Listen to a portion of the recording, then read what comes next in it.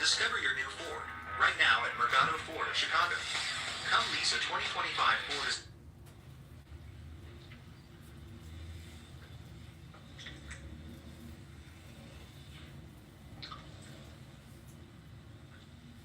The Tao doesn't take sides. It gives breath to both good and evil. The Master doesn't take sides. She becomes both saints and sinners. Tao is like a pill.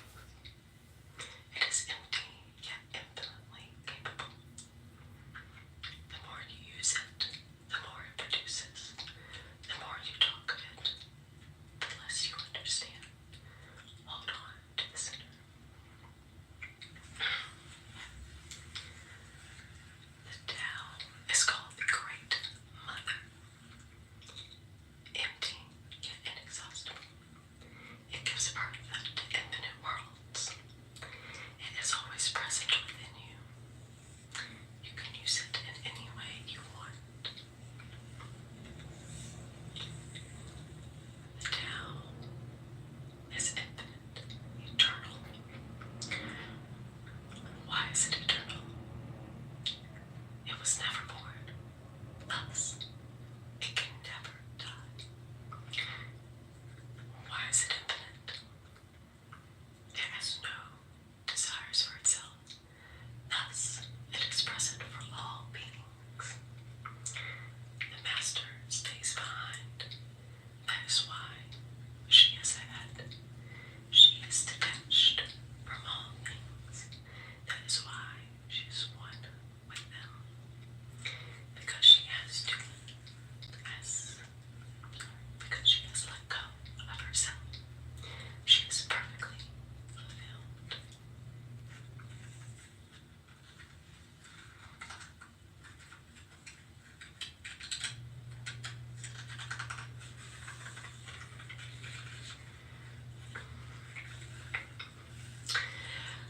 The supreme good is like water, which nourishes all things without trying to. It is content with low places that people disdain. Thus, it is like the Tao. Indwelling, live close to the ground. In thinking, keep to the simple. In conflict, be fair and generous. In covering, don't try to control. In work, do what you enjoy. In family life, be completely present. When you are content to be simply yourself, and don't compare or compete, everybody will respect you.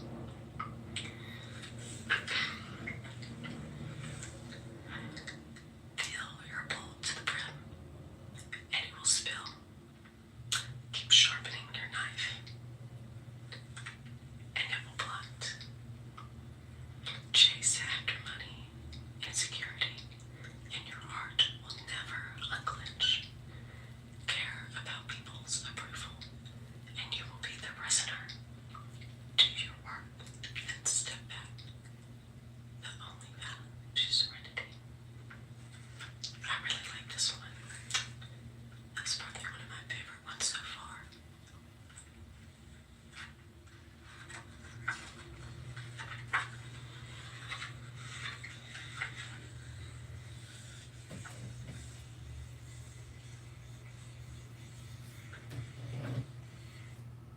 Curious about a phone number you don't know? Use Intellius to find out who it is. Many people are unaware this simple yet powerful.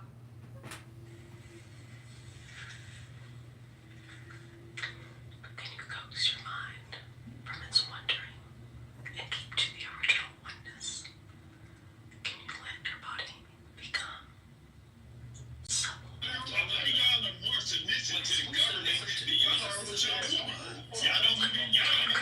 Inner vision until you see nothing but the light.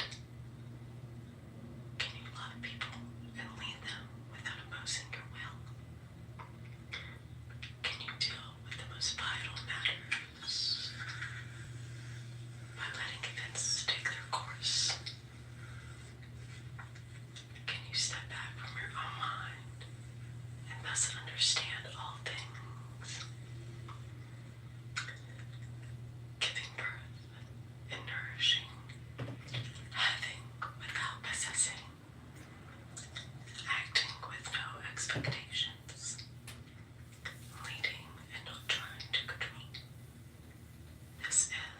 the supreme virtue.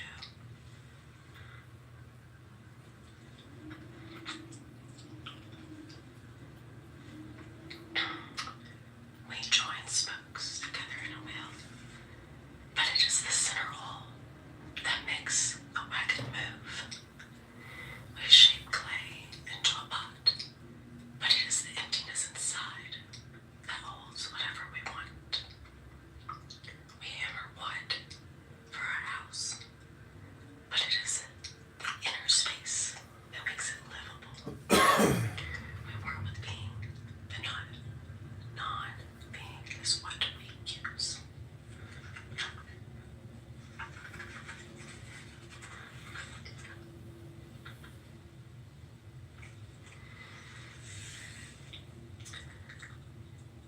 Well, this one's very cute. I love the little monkeys. Monkeys are my boyfriend's favorite animal. I personally, my favorite animal is a deer. Something about spider monkeys are me out a little bit, but these are very cute spider monkeys. Especially with her cute little baby that she's holding.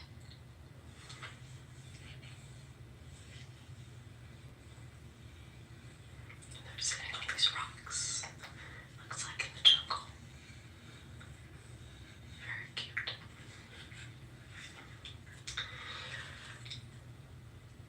Colors blind the eye. Sounds deafen the ear. Flavors numb the taste. Thoughts weaken the mind. Desires wither the heart. The master observes the world, but trusts his inner vision. He allows things to come and go. His heart is open as the sky.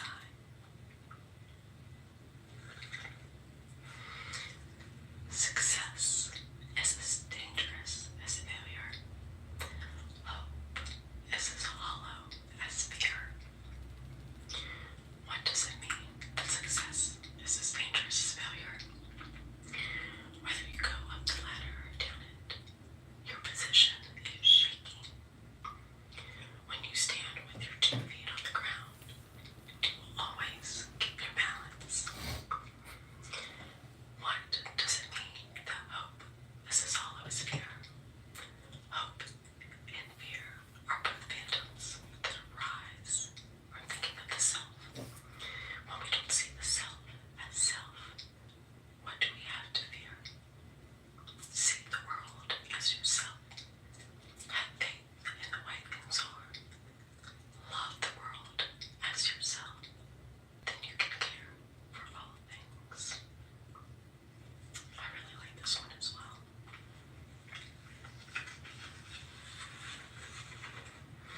Oh, we have one with pretty little fishies.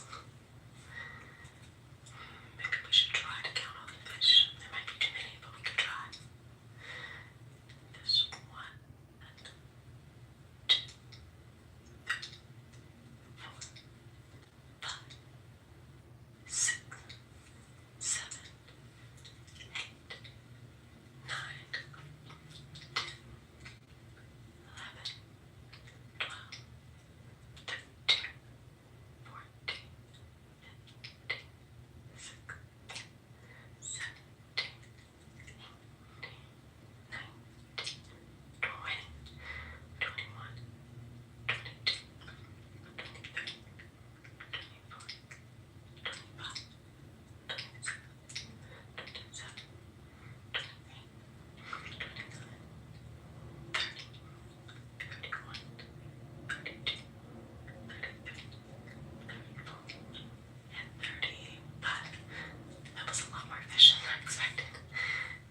I probably even missed some because there's a bunch of really, really tiny fish in the painting, but there were most of the ones that I could see besides the big ones. Calling all Trading View traders. Tasty FX has arrived. Get up to $10,000 when you start trading. Never pay. So this will be our last page for tonight.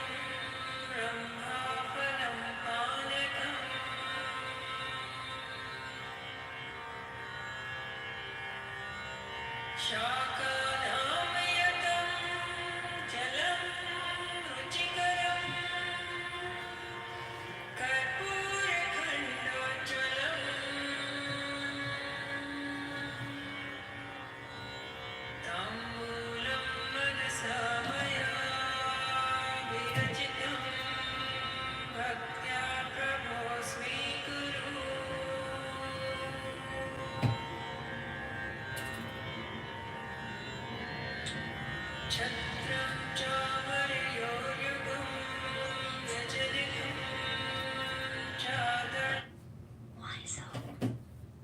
Because the world exists not for itself. It can and will live on.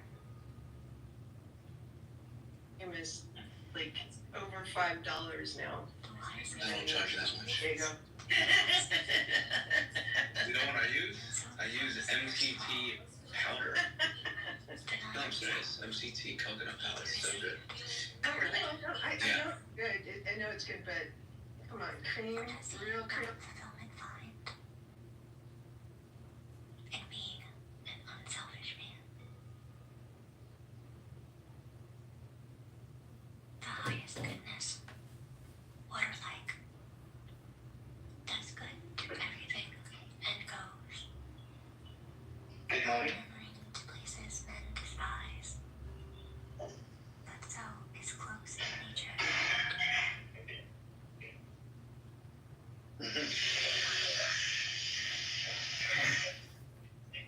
I'll think of it. The house is from the land, or the good of the mind is its depth.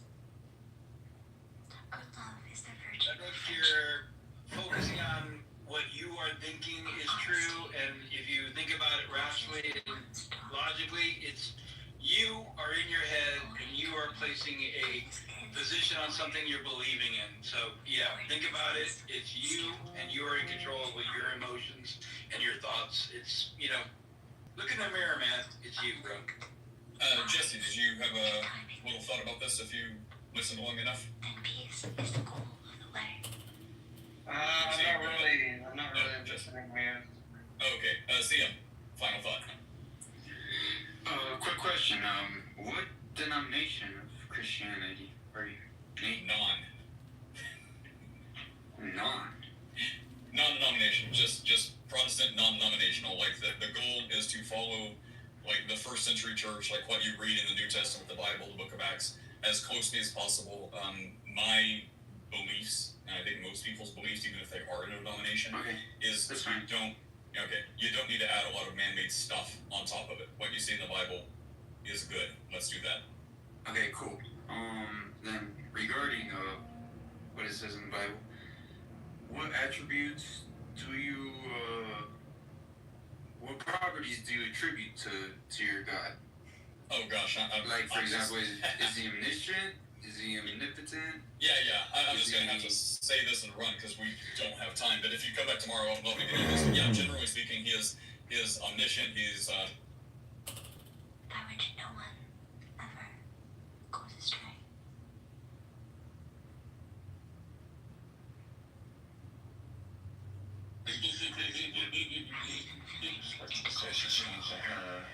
Did you in a matrix? Stop in time. Sharpen it to a point. The edge won't last forever. So I just didn't want you to confuse the term democracy with the Democratic Party. It just happens to be that the Democratic Party has that name. But it doesn't mean referring to what you Yeah. just said about the U.S. You support the countries to promote democracy. Absolutely. That's one of the that is correct. So democracy is one of America's values, and we do support democracy. And by the way, when a nation may be less democratic, say like Serbia was, or Russia for that matter, after the fall of the Soviet. You understand that For it's example, 2025. you're having the thing again where you didn't let the other person finish. And see, in this country, again, which you've never visited, we have certain principles of conversation, and one of them is you let the other person finish. You're starting to get it? Excellent. So, yes, we do support, one of our big interests is to support the promotion of democracy in other nations. It's not our exclusive interest, but it is one of the things we do. Say again? But look at the 2025. Look at the allies of the United States. Yeah. Well, believe it or not, Putin happens to be one of the allies now. Zelensky is a dictator.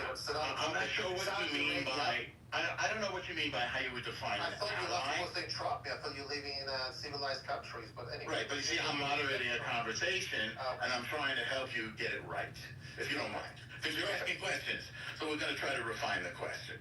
So we do support countries to become more democratic. Not Saudi Arabia is a good example because we have our official position is to support American values such as equality between the sexes or genders and freedom. Right? There's no financial donation from United States to Saudi. It's actually quite opposite. Countries like Egypt. No, I wasn't saying that there was a financial donation of the United States. You brought up Saudi, not me. Yeah.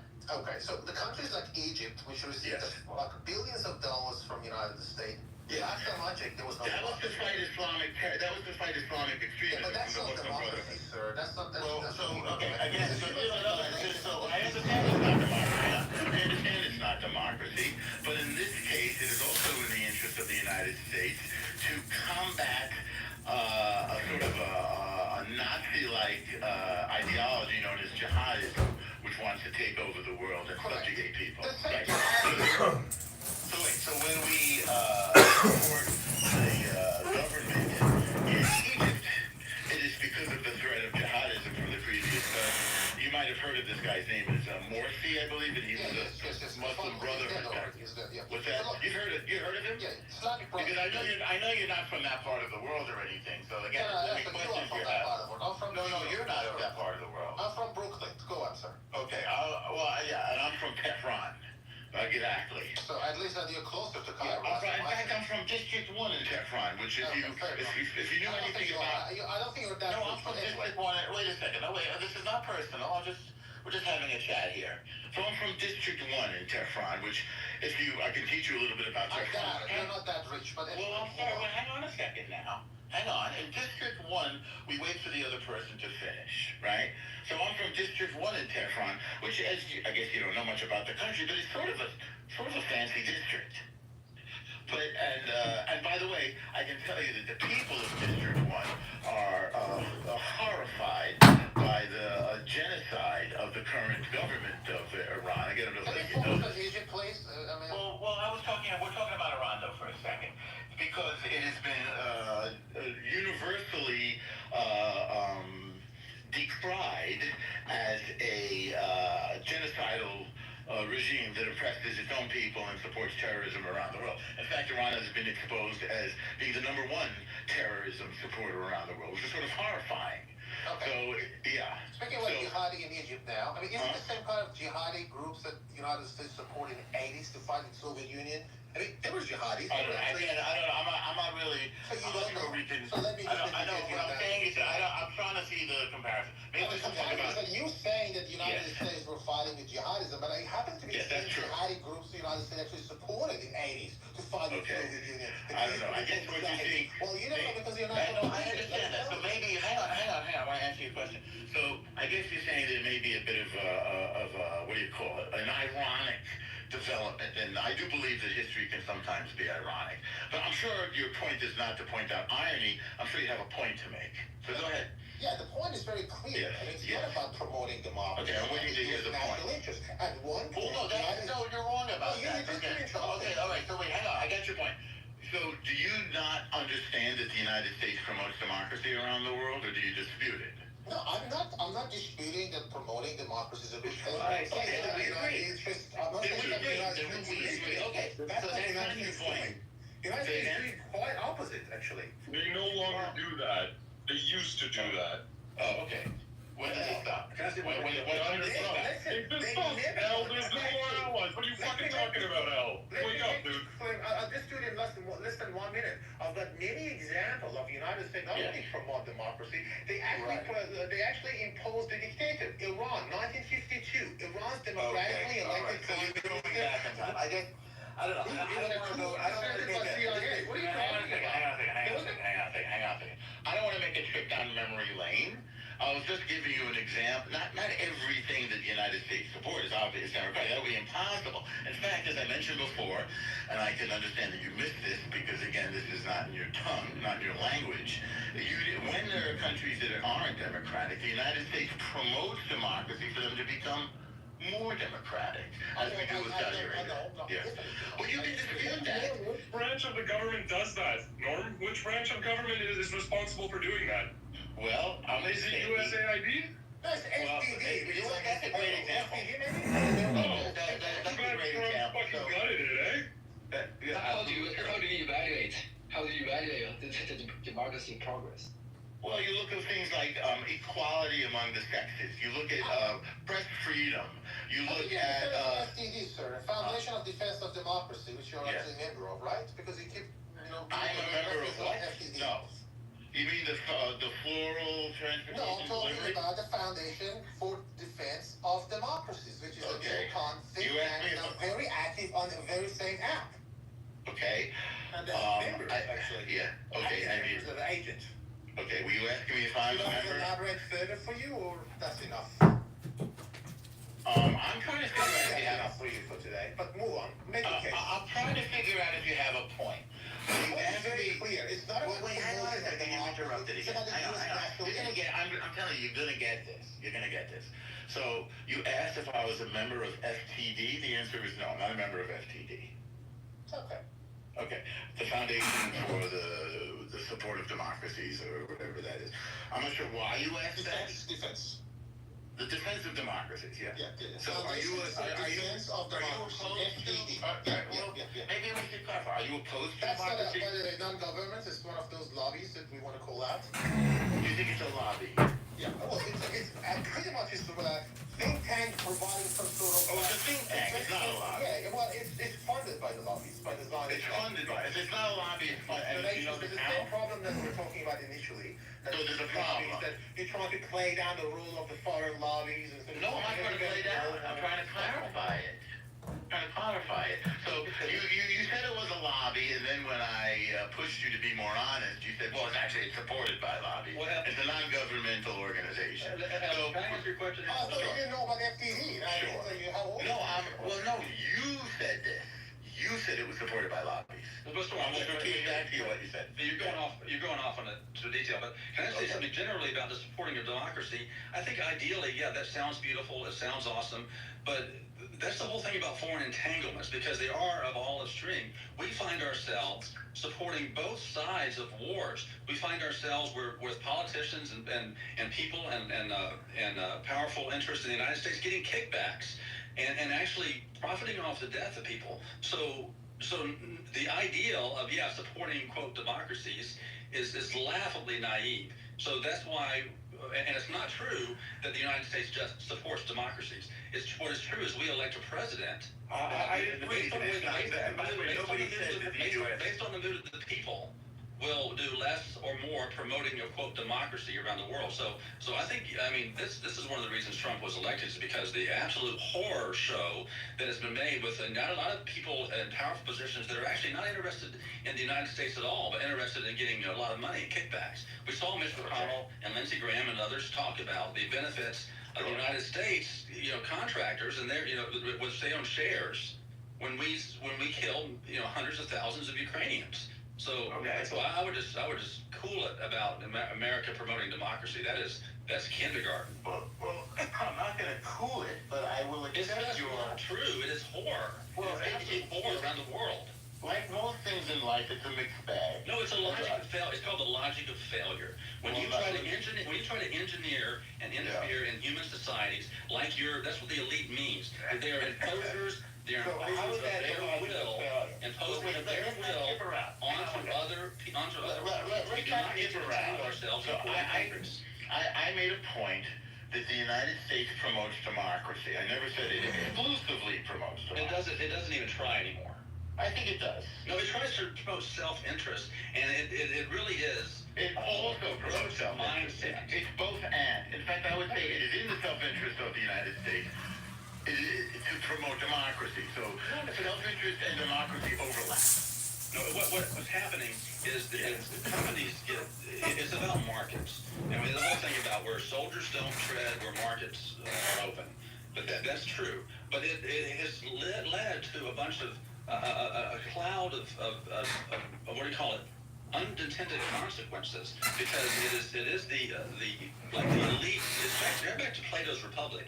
If you're smart enough and you've gotten yourself above the crowd enough, now you need to worry about shaping people's lives and making the world better and all that. That includes other countries. A lot of our interests in the United States are just too big for one country. So that's why we're interested in Asia. We're interested in the Middle East. We're interested in Ukraine.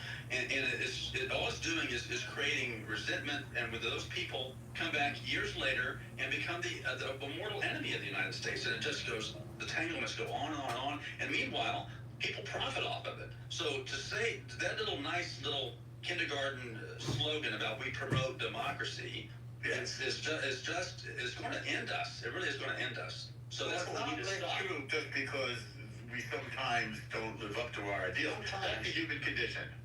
And I know, but the human condition is it's like going into the Everglades and saying, let's get rid of this pesky mosquito here and get rid of this. So that's what we're doing. That's what we're finding out, is you can't go in as a, quote, elite engineer and you need to let people live their own societies and if they want to become democracy, learn from a distance. Just show us as an example. But going in like we've done with Iran and with Italy right after World War II, where and Russia, gangs to the rescue, remember that with Yeltsin? We are more involved in other countries than we are in North Carolina or in fires in LA or anything like that. We have a group of people that have grand worldwide visions. We want to be the leader of the free world, not the leader of America. So that's we are.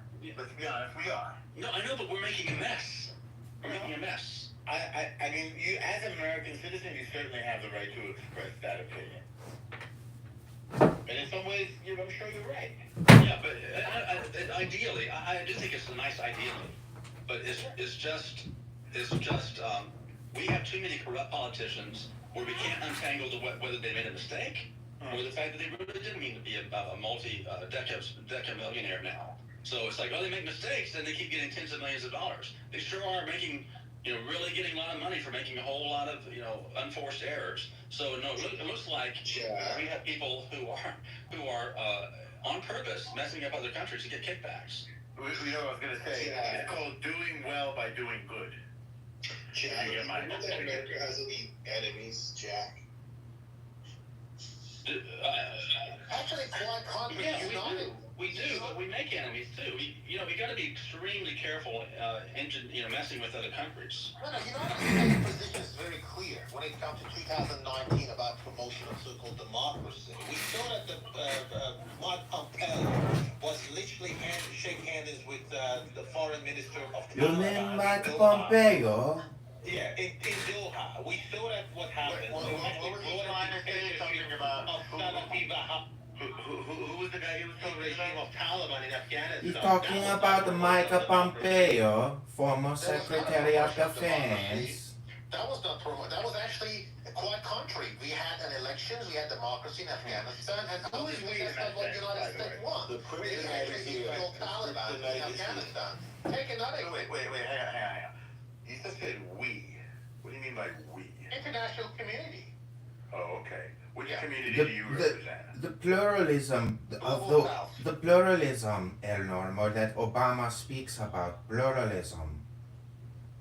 Oh, that's Oh, an hello. interesting term. Well, so let's Yeah. go further with pluralism from Obama. What did you want to say about that? I Can just I make a quick point about hold Obama? on. I am posted- speaking, Oh, sorry. please, Samya. I Okay, think sorry. that Soren is an agent of the IRGC.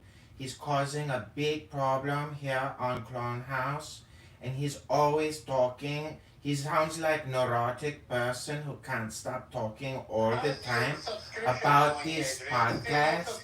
It is so pathetic. Get a life. Do something with yourself. Clubhouse is not a career. Clown House is not a job.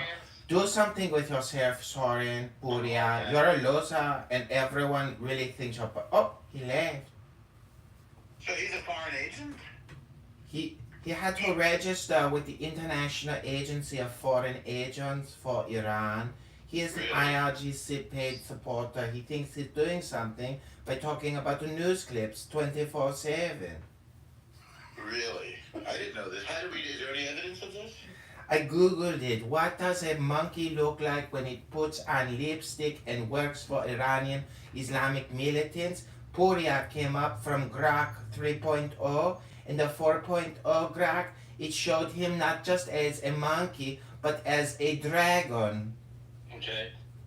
We should have talked to Sorry. would have popped up.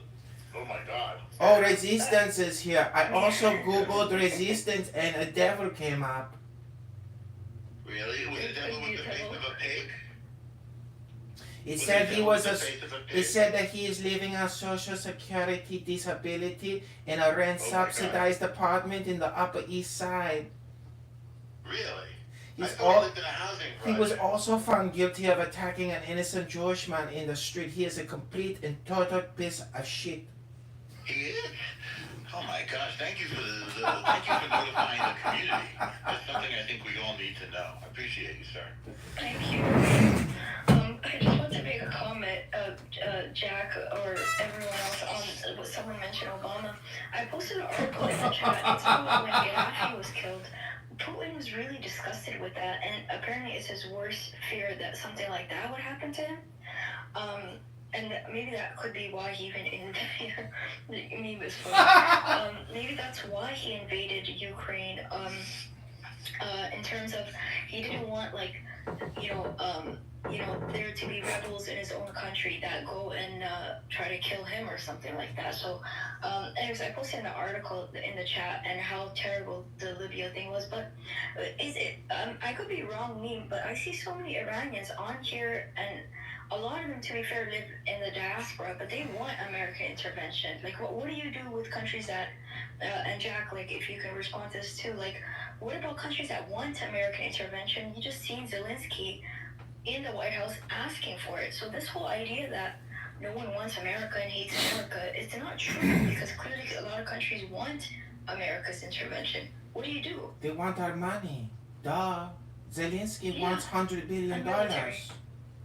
Right, but that's what I'm saying. Like with Jack, I understand his view, but there's a lot of people that think, oh, America's just interfering and no one wants them and they hate him and stuff. They hate them to interfere, but it's not true. They do exactly. They want their money exactly. It doesn't matter. It doesn't. I mean, unfortunately, wherever there's money, there's going to be greed, and wherever there's money in politicians, there's going to be, and power concentrating, there's going to be some corruption. It seems inevitable in a free society, and it should be, I think, monitored and minimized.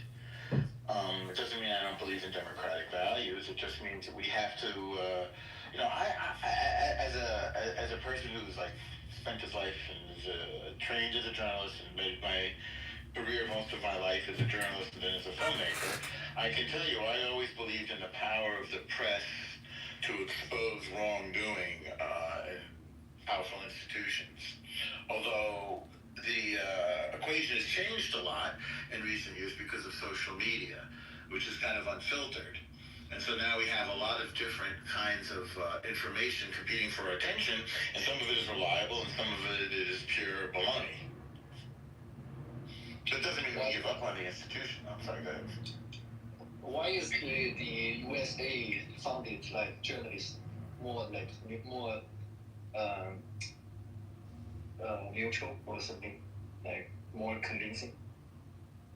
Why is USAID what? More reliable. I mean, why is USAID funded journalists? It's more. Why like, did they fund a journalist? They funded a journalist to. I mean, journalists. Yeah, I mean, the journalists. They funded. Me. They funded. Yeah. Oh, you mean funded, right? Yeah. So USAID pays for American journalists to go abroad and teach democratic media principles, such as a free press, which a place like Serbia, in my case, didn't have. So they are biased. Well, they just didn't have our democratic First Amendment model of a free press. So that means if you say something that the rulers and the leaders do not like, they can arrest you and imprison you for practicing journalism and the freedom of speech? Yes, I'm afraid that's true, ma'am. You guys realize that it's getting really bad even in Europe with social media specifically. Rory Stewart, this guy who he's not a guy, he's a former politician who does a podcast.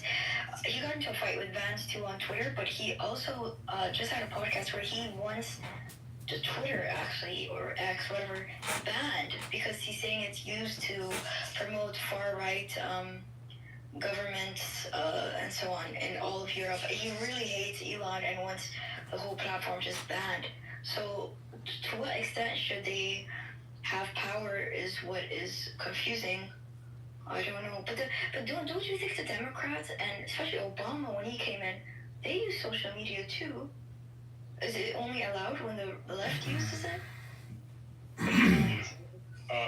In the last month, right, DEI has been banned, literally directly preventing free speech.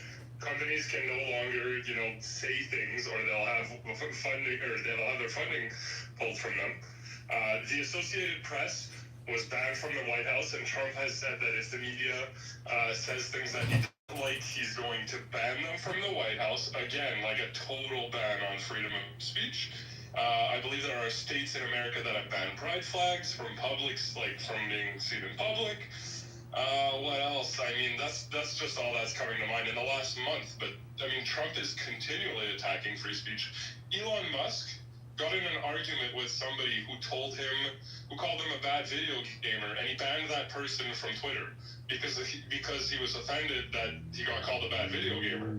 So when you tell me like, America is this haven of free speech and the left are the only ones who get free speech, that's fucking delusional.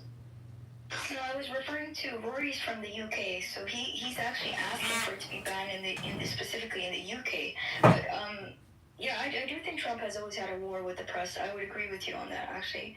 Isn't he the one that said fake news? Just basically doubting news altogether? But Yara, isn't the rainbow flag also delusional? Like, why do we spend 30 days out of every 12 months worshipping homosexuals instead of our veterans? Why do we have DEI policy? Why are we hiring not based on character and experience and knowledge, and instead we are hiring on racial bias for political racial identity politics? I don't understand. Aren't you the delusional one? Yeah, no, so you're clearly not a hiring manager. You probably don't work in HR. You don't work with DEI policies, so you don't understand how they work.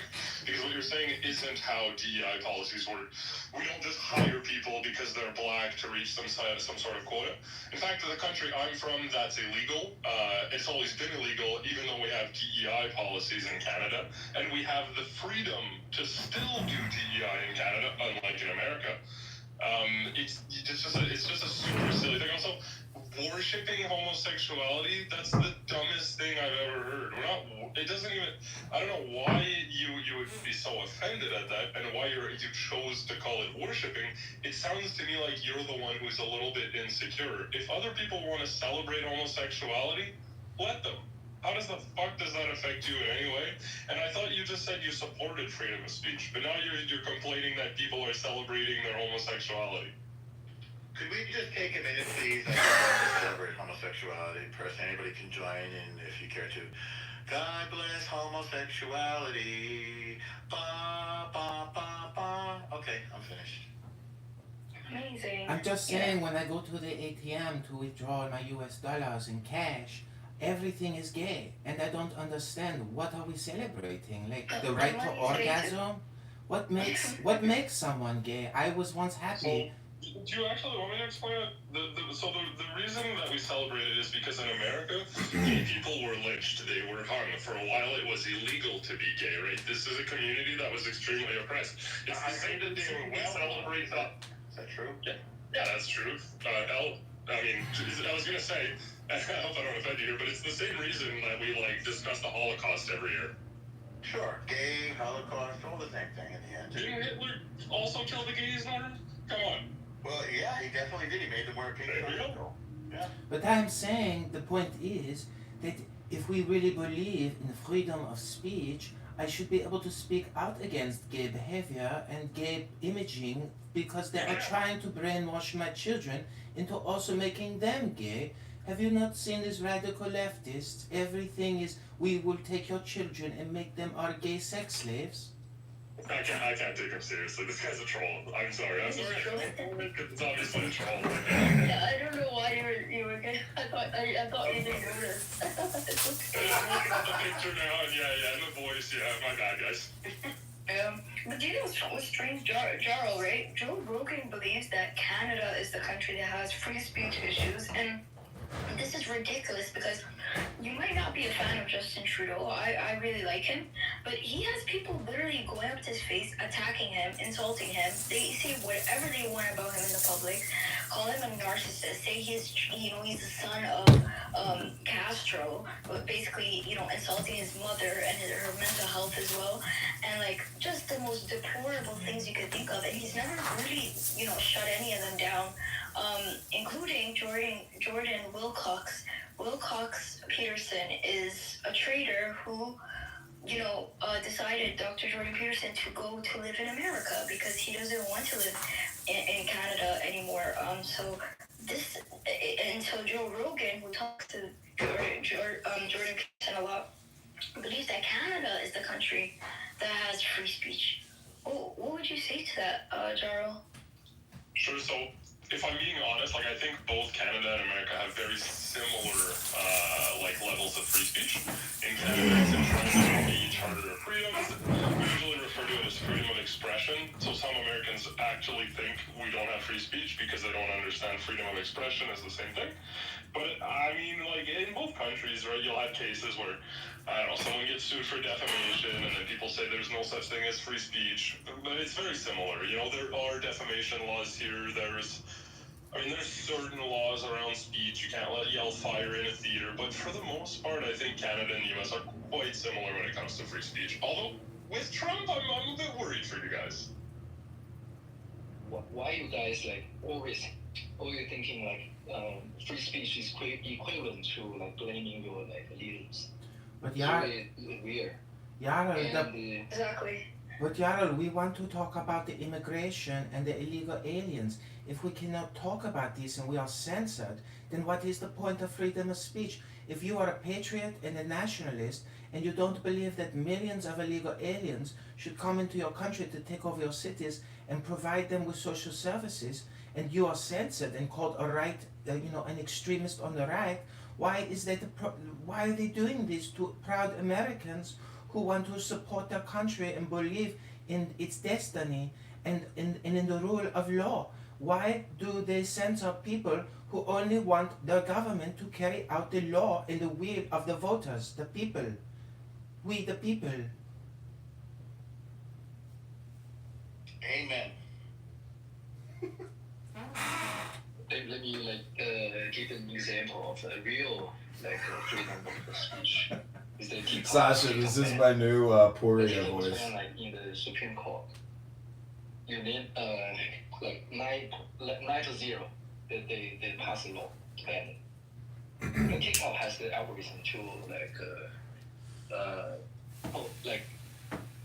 push the real popular videos and stuff to everyone. Their algorithm is that they publish to a small circle, and if it's popular in this circle, and then you push to a bigger pool, and then a even bigger pool, and no one can control what's going to be hit. But I think that's the true democracy, but it is getting bad. The truth is that if Kamala Harris had won the presidency, she would have gotten X deleted from the Google App Store and the Apple Store, and we would have total blockage, total censorship. No one would have been able to speak out against the government's policies or decision making, and only because of Elon Musk do we have freedom of speech. Without Elon, we would all be slaves to the Democrat, Nazi, fascist terrorists. I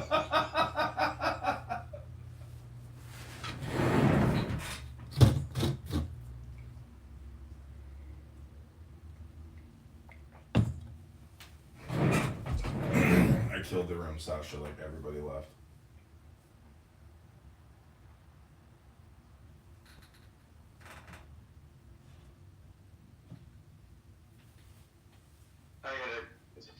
That's interesting that you say that. Ameem, are you from Iran? Yes, I am from Tehran. Oh, amazing. So, do you want the government overthrown in your country? No, I want peace. I do not want war. Oh, okay, I see what you're saying. I wonder if he's pretty old, the Ayatollah, that's how you say it, right? What if he were to, not like in a bad way, just pass like normal person does, and then, someone else comes in and can start doing slow changes, maybe his son or something, and then, would people be happy with that, or they want to overthrow violence? The people want fair and open elections to choose someone from the people, not a patrilineal line from one religious extremist leader to another. We want democracy. We want representative republic. We want a parliament. We want freedom. So you're not part of the group that wants Pahlavi to come in? What do you think of him? No, I do not want him. I want peace. I do not want war. Okay, I really like Iranian people. I hope you get what you supposed to get. Thank you. I hope one day you will come to Iran and I will cook you fasanjun. I will chop up watermelon. I will give you feta cheese and delicious walnuts from my garden.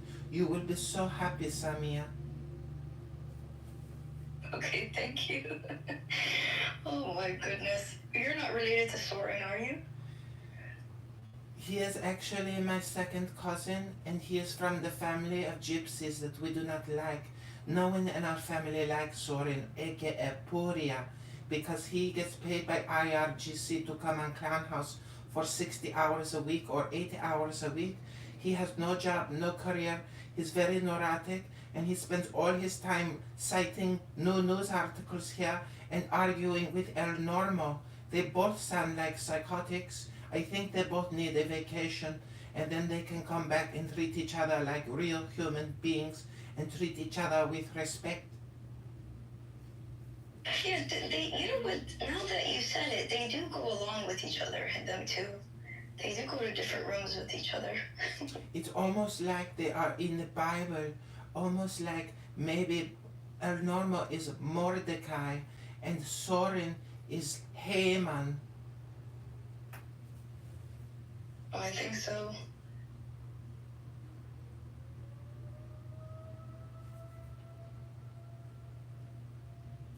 You might say it's like history repeating itself over and over and over again in a never-ending cycle of repetition. Where one side is very religious and the other side is just too, I guess, liberal, maybe? And then it flips back and forth? Is that what you think? No, Soren is not, he's not a conservative and he is not even liberal. He's just propaganda agent. He's indifferent. He just wants to cause problems.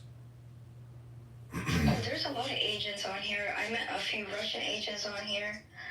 So a lot of people think normal is Mossad, but that's not my business. I know I work for the FBI. You work for FBI? Yeah. What I do have you, high clearance. what do you do for FBI? I hunt down terrorists. That is so exciting. I wish you great safety and success in your journey.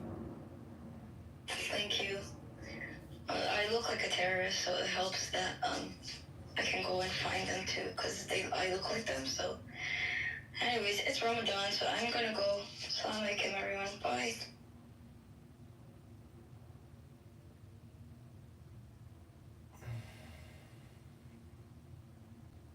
Wait, is she a terrorist? Why is she going to worship Allah? Maybe we should report Samia to FBI. Maybe she was projecting that she is a terrorist and the FBI should deport her and investigate her.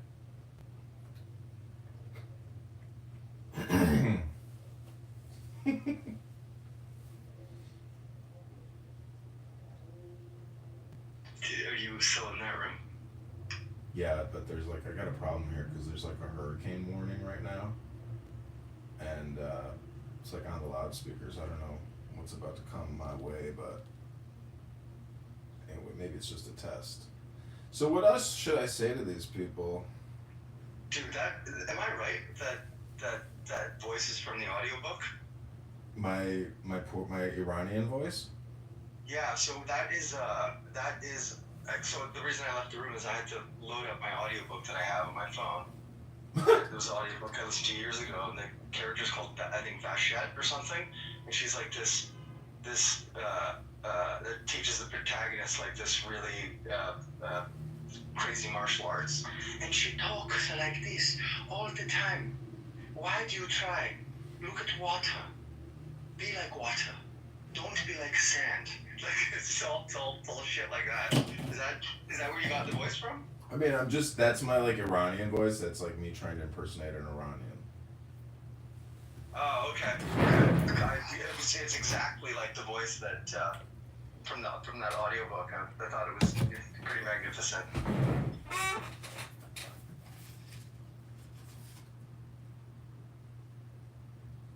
In Tehran.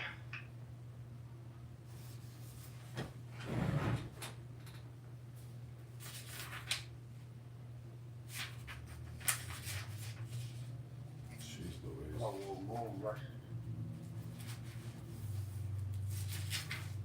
But like, doesn't everyone know it's you? Yeah, a lot of people do.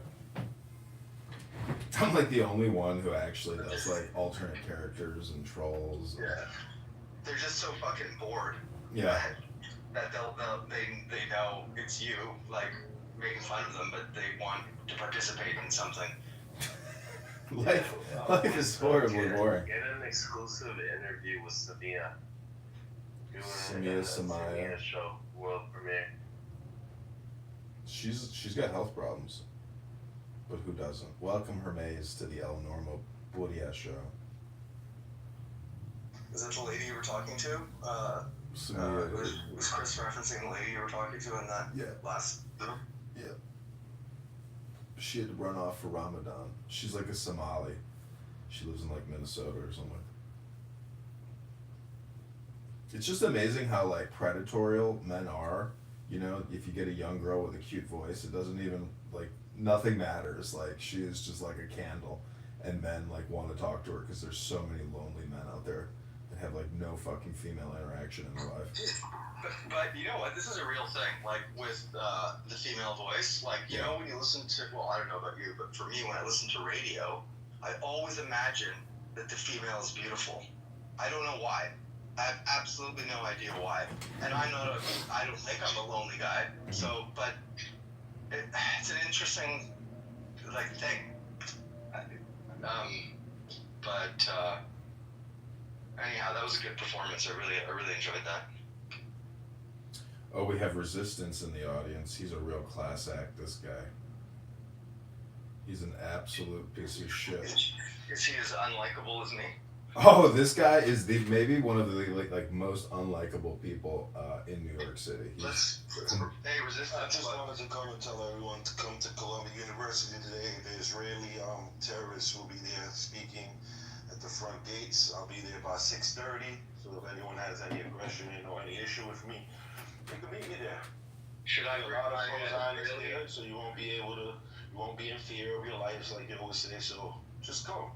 Resistance, my great satisfaction in life is knowing that you're a loser and that like your whole life is essentially just. You're a loser. I mean, come on. I mean, you have no wealth. You have no family. You live in a government rent subsidized apartment. Everyone knows you're on here 80 hours a week. In Manhattan, in Midtown, and I live in a beautiful condominium, and I'm doing very well for myself. Really? You go to these rallies where you just annoy the populace because of your... No, everyone knows my work at the rallies. I'm the guy who punched that terrorist Jew in the mouth. Some innocent guy, just some random guy in the street. This is how his targeting works. He just attacks random people in the street. That's the targeting. Total criminal. He's a total criminal and a complete piece of shit. Resistance, watch what's gonna. I'm gonna put you in the goo, and this is exactly what the rest of your life is like. I mean, you're just gonna get gooed all the time. Yeah, I'm sure they will be. I'm sure. Oh, they'll be under your boot. I'm sure they will be. Yes, they will. I'm sure they will be. Yeah, everybody's gonna want to hang out with you. Because like everybody likes your Resistance. See, this is your problem, Resistance, is that even if you are actually forming a resistance, if you want to get people to join your resistance, you actually have to make them happy. You have to get them to like you. And this is why you will always be the ultimate failure and why you're the biggest loser in the room, the biggest sucker, the dumbest person in the world, because you don't even know psychology, because you've never even figured yourself out. And that's the truth. You're your own worst enemy. And you know, I wish you well, but to even listen to your voice in this beautiful AM of mine, you know, you would just ruin my day if I actually had to listen to you anymore. So I refuse to listen to your obnoxious voice because you're a human piece of shit. Anyways, that's my opinion. You may not agree with that, but you know. It's interesting analyzing people's insult patterns. So Resistance went for nobody likes you, you don't have good relationships, and you don't have money or success. Yours is harder to pinpoint. Mine is usually about values. Like yeah, I know you like to go on the values. Zach, do you want to say anything? Or I mean, I'll even bring Resistance back up if he wants to continue his his obnoxious bullshit. I would like to hear Resistance try to say a prayer to the room or something, like something positive. If we could get him to say something positive, it would... I will not chime in. I'll use all my effort to be quiet. So I also have another room open. It's called the El Normo Movie 2025. Zach is in there. Sarah is in there. Welcome, Sarah.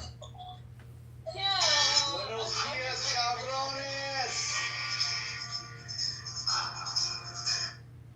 Sorry, what was that, Sarah? I was wondering where the original room was. Oh, Yeah, that was a public space. Welcome, Zach. Welcome. Where's? Are you not there anymore? Oh, I see. It's healthy debates. Oh, they moved to healthy Are you debates. still there or no? Let me go. Hold on. Let me. Is that where you are or no? No, that other room dissolved. Oh, what happened? Somebody boomed it? No, oh yeah, healthy debates is going. Let's go in there. It's something I never thought I would see, but it's amazing, and good for them that they're finally speaking up and seeing that the Democratic Party didn't do shit for them for the last, I don't know, 80 to 90 fucking years, haven't done nothing, haven't passed nothing for us as a fucking people, and I don't understand why my people are so brainwashed to just keep going with these fucking agendas. Well, easy. Let me say this, man, and this is another polarizing statement. The Democratic Party has curated a welfare state in America, like all these handouts and holding people down. Sergi, good morning, bro. Good morning, JB. How you doing? Man, you're here, so I must be doing something right. What's going on? This guy's name is Sergi. Oh my God, no! I can tell it's gonna be a facetious prayer. Breaking down the syllables. Sergi. So I really like the fact that he's gonna redo the. I don't know if you guys are still talking about the Board of Education specifically, but I just found it polarizing when I saw that Mr. Robert, the individual who I think he put $100 million towards forming the Board of Education, stated that America needs a nation of workers and not thinkers, and I think that's just a really sad statement. Yeah. Hold on. Well, I think that the Department of Education has been a money pit for decades with unaccountability. It didn't matter whether it was a Democratic or Republican administration. And I think Donald Trump said, you know what, enough. Just enough. Christian, good morning, my friend. How you doing? This fucking phone is not working. Man, you're here. I'm happy. Talk to me. What do you think about Trump Tuesdays, silencing the school schmucks, all these protesters? He's going to withhold federal funding. And by the way, for you people that don't know, they've started deporting some of these people, which I think is fantastic. I think that's great. I mean, I think again that I can't click his profile. low-hanging fruit, in my opinion. Resistance has found a hole. The big fish is the work visas. That's the big. Isn't it this song, like this Free Palestine song, is like terrible, isn't it? Can you not make me a moderator either? No, now it's working. Hold on. The money back and putting it into U.S. citizens' pockets. And when U.S. citizens have money. All right, so I'm in the healthy debates room. El Normo, do you want to come up? Because I told Resistance. Well, you're disingenuous. You said I could play the prayer. Oh, you're free. That was the prayer? Yeah. Would you mind modding me, Wilson? Why do all of your Zionist friends come here begging you for green beans? El Normo, I want to just alert you to Resistance. He said he'll be at Columbia University tonight on the attack. Yes, Columbia University, 6:30 p.m. You'll have your. Thank you. Yeah, just FYI, be careful. He's a dangerous piece of shit, is what he is. Really? He's not really dangerous. I tried to meet him the other night. He was making these weird terroristic threats. I mean, they're illegal. And he was going to assault a rabbi, and he was going to come to a synagogue, and he was going to punch people in the mouth and punch people in the face and kick them into wherever. I said, okay, let's meet up. Maybe we can talk this out. And at the appointed time, we were. Nasser was so scared, he called the NYPD on me, and it came on this. Wait, hang on a second. At the appointed time, hang on one second. At the appointed time, he was a no-show. He was literally in the toilet of a mosque. It was like you could hear it because you could hear the towers. It sounded like, I'm going to be there in America. And he was a no-show, so I'm going up and down the park yelling, resistance. I took a picture of myself in the park. He doesn't even know where the park is to this day. Literally. He thought Washington Square Park was on 8th Street. I swore that it was. And then I think he was humiliated in that. So when you say watch out for him, like people are being paid, he's a coward. That money won't be going and, over so don't worry too much. I would say he reminds me of this guy from Clubhouse that I had some interactions with years ago. I think his name was Darren or Daryl, and he was like a fat black guy that Darren the comedian? Yes, the comedian was so God, that fucking guy. Yeah, oh because my fucking god. Well, the reason Resistance reminds me of him is because he comes back for the abuse. Like you can put him in the goo, you can bring him up, you can. Well, I do that. You can basically substitute him. I'm addicted to dopamine. I like dopamine. So that's what it is. It's dopamine. Yeah, but the problem is, if you are a sadomasochist and you allow yourself to essentially have your brain rattled every day, you're really putting yourself in a big problem because you're always creating disequilibrium for yourself. And I'm just really interested in balance and in joy and positive vibrations. Well, that's probably why I'm so anxious and unhappy. I think the theory of shit in, shit out is true. You know, if you really work on essentially creating equanimity and balance in your life, you know, you can, it just helps you. It's not like it changes anything per se. It just helps you make better decisions and be calmer, cooler, and collected in your communication. Listening to somebody like Resistance or Poria or any of these other people 7 days a week, I think is like a recipe for your own meltdown and disaster. You will not progress. They're technically holding you back by engaging with them. That's my opinion. But I spend a lot of time trying to do deep relaxation. I have many records and CDs on hypnosis. And it's so funny because they're so direct in terms of relaxation. Go deeper and deeper into the relaxation. Command yourself to relax now. Like that is the type of programming you need to do in the morning so you can accomplish, you know, your tasks throughout the day. Listening to somebody like Resistance, who does not offer that type of communication, is, you know. Well, right. I don't choose to listen to him at this point. He's I think, irredeemable, an irredeemable character. I wouldn't meet him, Norm. I would be scared of him. Maybe I would meet him in a public place like Washington Square Park, but I think that he is a dangerous person. You hear that, Resistance? That's the type of goodwill you want to build with people? He's only dangerous to his own mental health. Have you ever been, Norm, have you ever been beat up? Well, when you grow up in New York, you have to go fighting. So you've been beaten by one man, or have you ever been beaten by a group of men? Like, have you ever been mugged by, like, men on the street? In New York, in order to survive, you have to be situationally aware and not allow yourself to be overwhelmed. And I guess God has been kind to me, and I've been fortunate enough to not ever be in a situation where I could be overpowered by an angry mob or something like that. In other words, I'm careful, but I'm not afraid. Right, you're a New Yorker, so you have New York awareness, but you've grown up with the awareness, and it's never failed you. Basically. I don't want to tempt God.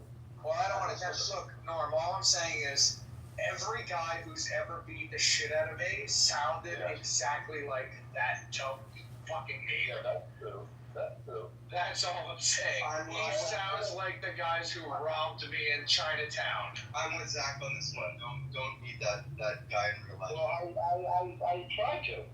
I said, Norm, you're not taking advice from Zach. Norm, meet me in real life. We'll have coffee. I'll take you around Portland. We'll go to Commercial Street.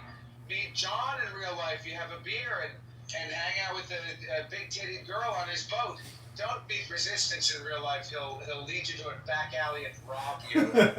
You hear that, Resistance? That's what people think about you.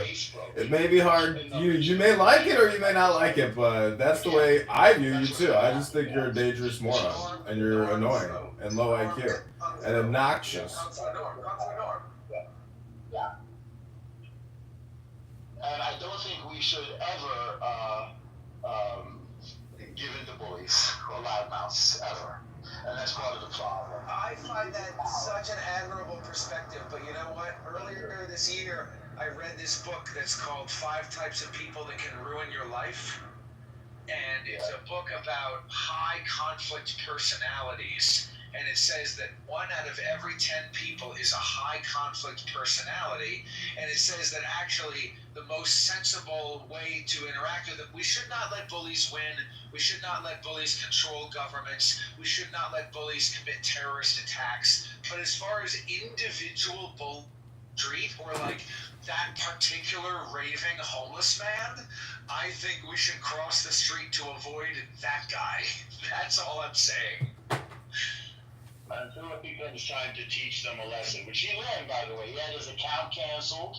Other people who were kind enough to have me in mind. I wonder who that could have been who reported him 15 times. Who could that have been? Thank you. Yeah, cash in that pink ticket resistance and join the new movie 2025 house. So many cops that the place was surrounded by police, and the notification went out on the Citizen app that there was a hate crime in progress. And of course, I brought my own backup in a variety of ways. So he was walking into a meat grinder, and he chose to go nowhere near the park. He never got anywhere near the park. And so he was afraid of the Jew. And I think it's good. I think it works as deterrence, frankly. I think he will be less inclined in the future to make the kinds of terroristic threats that he made, to attack Jews. I think he'll think twice. Wait, how did it come that you were meeting him? Did he threaten to beat you up, or did you say you were going to meet for coffee? He threatens to assault Jews. But he's threatened to beat. He said he would snap my neck. He said he would kill me. Right, but I never said. But I never said. But I didn't say I'm calling your bluff. Let's meet this afternoon in the parking lot. Is that what you did? I didn't say I'm calling your bluff. I said, fine, let's meet up. Let's get together. And I named the time and the place. It was 7 p.m. at Washington Square Park at the Fountain. And he not only did he show, but he was obviously someplace else inside, as he claimed to be in a mosque, which is possible because he. Were you on Clubhouse at the time, or talking to him on the phone? On Clubhouse. Oh, okay. At the time, in Amir. And you said, "I'm here at the park. Where are you?" For half an hour, walking up and down. And soon when it became clear that he wasn't going to go, it was like my birthday. I mean, it was like I felt like the best day of my life.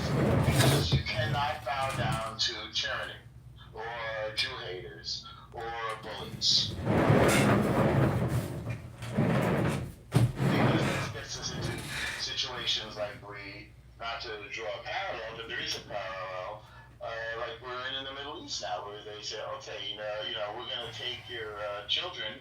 And now we want you to trade children for people who have 20 life sentences in jail. And we go, okay. And say, by the way, we want 100 of them for this one child. And we go, okay. If you met this dude, Norm, sorry to cut you off a little bit. If you met this dude, would you greet him with a handshake and a smile, or would it be a stare down? I don't know what he would do, but I'd offer to buy him a cup of coffee. That's what I told him. Let's have a nice cup of tea. Be congenial, like at the get-go. Of course. See, Resistance, what would be nice is if you could accept the coffee and then flip open Clown House and then actually, create a podcast or a show with El Normal. That would be a successful thing to do. I mean, I'm a big guy, and I'm a big Second Amendment guy, and I have a lot of friends. So I wouldn't just sort of wade into a situation FYI, he's in another room listening to this conversation. I think that if the two of you could get into like a studio, like a typical radio studio, and film a conversation between the two of you on camera, like that would actually be useful and interesting. Somebody would have to be behind him with a muzzle. Somebody would have to be behind him with an oven mitt. No, over his mouth, Zach. ready to clap it down on his mouth Zach, at any moment. there would be a moderator, and you would just mute him, and he could be screaming, and it would be like that television show from the. In their own studios, mutable. That changes everything. But if it's in person, you need bodyguards. And you need an oven mitt mouth clapper, with an oven mitt. Yeah, because otherwise, that nigga wildin'. See, actually, I think what Yeah, people. word there, please. And don't be afraid of loudmouth bullies and a-holes who go around threatening to hurt Jews. Do not be afraid of them. Remove them from the equation by all legal means. You know, I gotta say, it really does remind me of somebody who like wants attention, and so they create as much noise and as much friction and as much color as humanly possible to get all eyes on you. And I think that's what. Yeah. Sorry, I didn't mean to interrupt.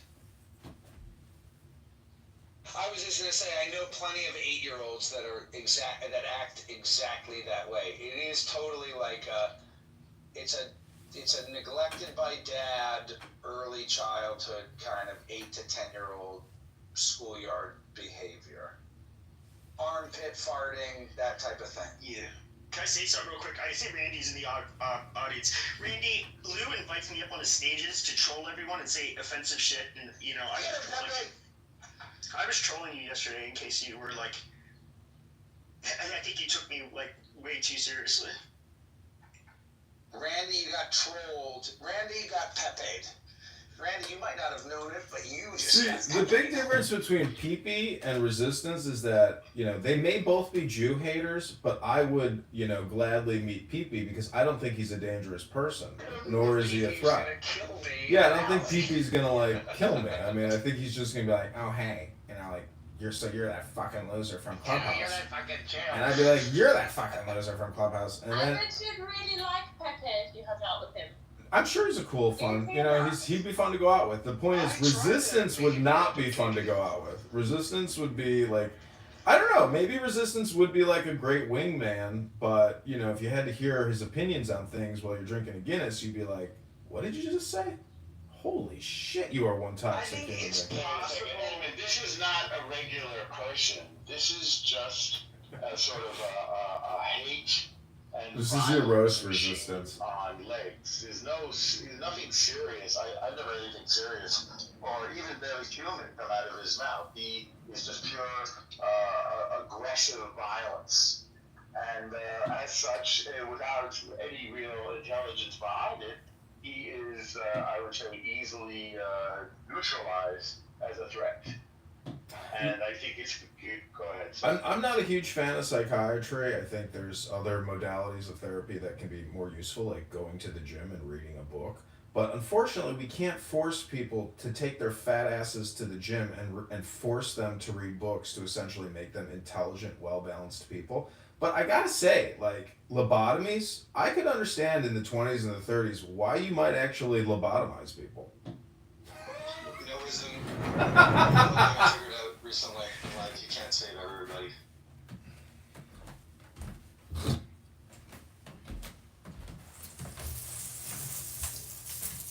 What other room can you listen to this from in? I actually think Resistance. Take your pick. He's just a highly offensive troll. I've said, like, I can say, like, the most fucked up shit to him, like, in the foundational Latin Americans rooms, and he doesn't seem to care. Like, he's just fun to, like, say highly offensive and mean shit. Yeah, but saying you're gonna snap someone's neck and shit is a bit weird, isn't it? Was Resistance who you were gonna meet? They met at the park. No, they didn't meet. Oh, Norm left. Oh. They were gonna meet up. The point is, you know, I do believe in like the roast show. Like, I think I can be self-deprecating and roast myself, or we can roast other people. You know, I've tried to create a Pepe, the roast room. Just some people, based on their behavior and personalities, they are so worthy of being roasted that you have to take time and create space to roast people. Otherwise, this app really is ridiculous. And, you know, by laughing at the roast, there is a catharsis, and you realize that we're all just mortal men who will disappear in a few hours, and this is all a huge waste of time, and low IQ dumb people talking about nothing. And Resistance is the perfect example of a low IQ dumb person who wastes all his time talking about nothing.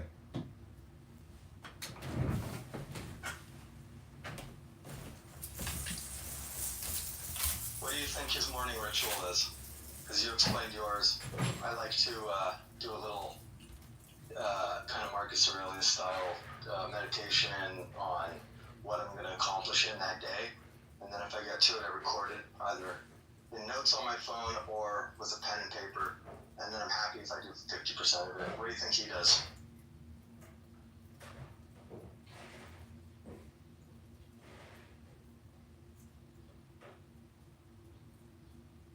I think he probably wakes up and looks at his phone and maybe has a Newport and maybe gets a coffee from the bodega.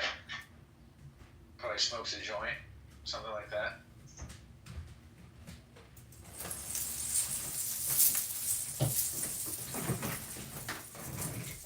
I also find it amazing that he has so much energy and time for the Palestinians, but you never hear him actually like talk about civil rights or black power or anything like that. He's just very focused on the Palestinians, which to me is very suspicious. So much so that like he doesn't even talk about himself. He's like a Puria. He's like a Soren where there's nothing personal. It's always just go on the attack against Jews. You know, pro-Pally. It's like, holy shit, like you are basically a record. There's nothing else etched on your record except for one track. We can flip it over and it's the same fucking thing on the other side. It's like, who are you? What happened to you? Why are you so miserable and one-sided? You know, do you not have different dimensions of your personality? Do you have no other interests in life?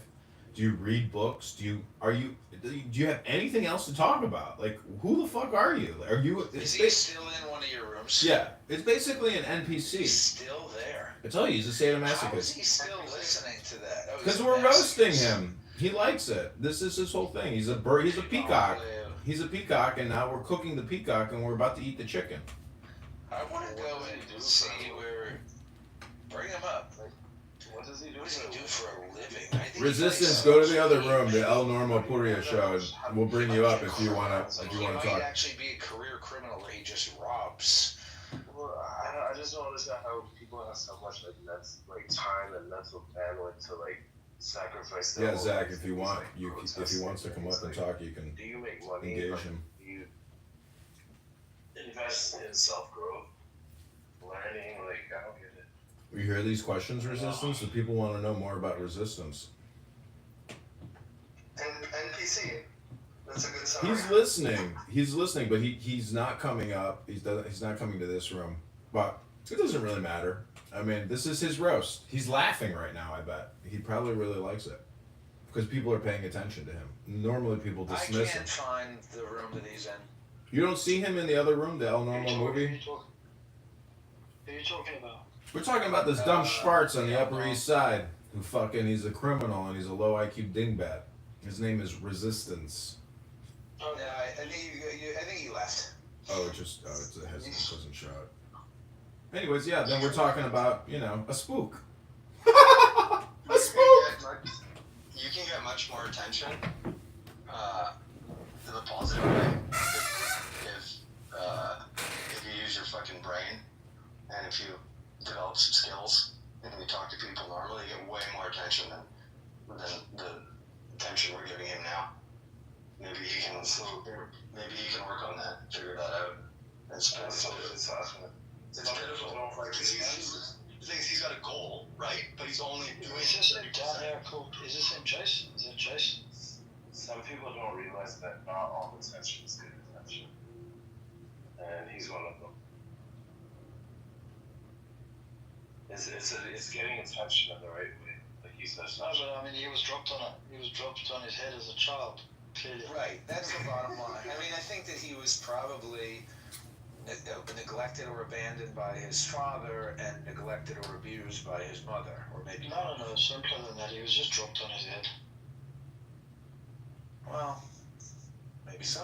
Yeah, but anyways, it doesn't matter. I mean, to continue to psychoanalyze him is a waste of our time, and thus he's winning. So that's the problem with resistance fighters is they're like flies who just keep coming in and distracting you from your life, which should be joy and bliss and happiness. Unfortunately, cooperation as well. Terrorist flies like that exist, and that's why it's important to set up. It's important to set up fly traps. you know, and eradicate them before they infect your life with their misery and their larva. I know they're just, you know, looking for a food source and maybe a little affection, but it's important, you know, to kill or be killed.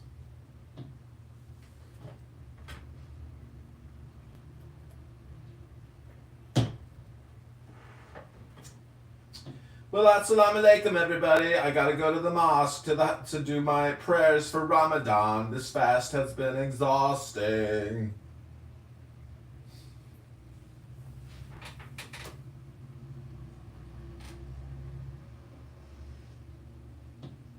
It's a joke. Anyways, there's not much more to talk about now that we've completely roasted the resistance. Fruit chicken, barbecue for everybody. Hope you guys liked it. I hope there's a New York steak in your future. Maybe some more barbecue chicken, you know, coleslaw, corn, whatever. I think you hit the nail on the head by saying that it's not very complex to psychoanalyze, so it's not even interesting. Like, we just exhausted just him. How can you exhaust somebody, the totality of somebody in like 5 minutes? It doesn't make sense. That's why I say he's like a one-track record. It's the same side on both sides. There's no variation in who he is, what he is. It's just like Puria, aka Soren. There is no individual there. It's just a non-playable character. It's a shell filled with a propaganda ghost that just constantly communicates propaganda. And that's all it is. There's no actual individual there. He's a completely unindividuated or self-actualized person. He's a moron.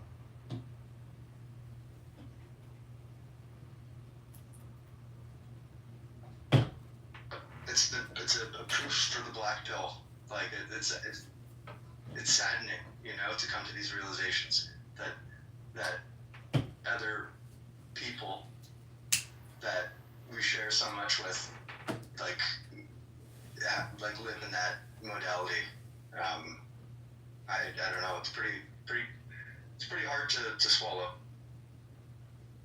There's a lot of people like him. They're really unhappy people because they have no flavor. They have no spice. They have nothing nice. They're just sad, angry, miserable people. But I'll tell you the truth. This is the flip side of it. I think that a lot of these free Palestinian men who are projecting like strength in the Free Palestine movement, I honestly think they're trying to get laid. Because like if we're just animals and we're always constantly virtue signaling or peacocking, there's always like an underlying sexual like element to it. That's my opinion.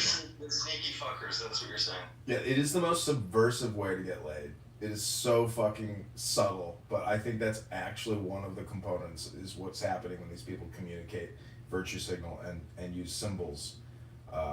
They're essentially trying to draw attention to themselves, and the truth is, if you're constantly trying to draw attention to yourself, you're peacocking. You're like a bird doing a dance for other female birds, and you're trying to essentially get laid. That's what I really think is happening. And there's gay men that do it too. I see these gay men with these upside down triangles, and like, do you want me to look at you because you're a faggot? Well, I think maybe all men do this, but the question would be, how do you go about it, right? What's your peacocking? Is it a expensive car that you can't afford? Is it being a bully, or is it being an upstanding person? Like, what is it? And I guess I don't know. He has a goal, but he's only doing it 30%. But that's an ineffective peacocking. If you really want to peacock, you just have to have love in your heart, in your mind, in your soul. Like, love conquers all, and that's the truth. It's like if Resistance became Al Green and started singing love songs, he would have a lot more love in his life, figuratively, literally, materially, and that's the truth about love. If you study love, It's powerful. Love and kindness is very powerful. See, as men, we all have different mating strategies, and what Resistance is doing right now, that's his mating strategy. And doesn't seem to be working out too well. well, we don't know what it's like in his real life. I mean, it's probably not good. But you know, if we were to look into his phone and look at his Hinge and his Bumble account, and we were to see all the chicks messaging him, I think we all might actually be a little shocked and freaked out that so many women are, you know, even communicating with him. But the thing is, I mean, in real life, if you meet him on a date, I doubt he's going to go on the Jade derangement syndrome route on the date. He might, but I doubt it. I think when two free poly people meet, they actually drop their racial identity politics, and they probably become like semi-normal. Um, Again, we're just doing a psychoanalysis, you know, of what a bunch of what if isms.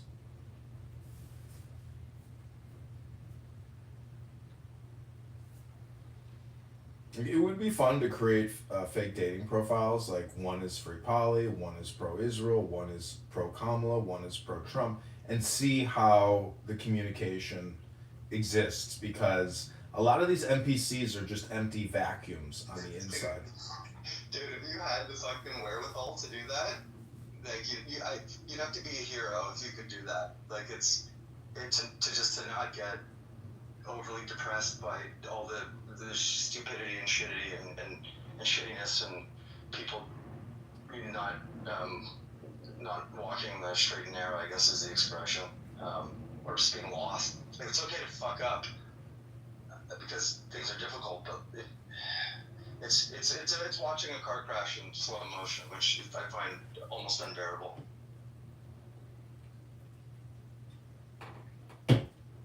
So how would you do that, right? Talking to all these different Kamala and what you just listed. Like, I guess you're more curious than me.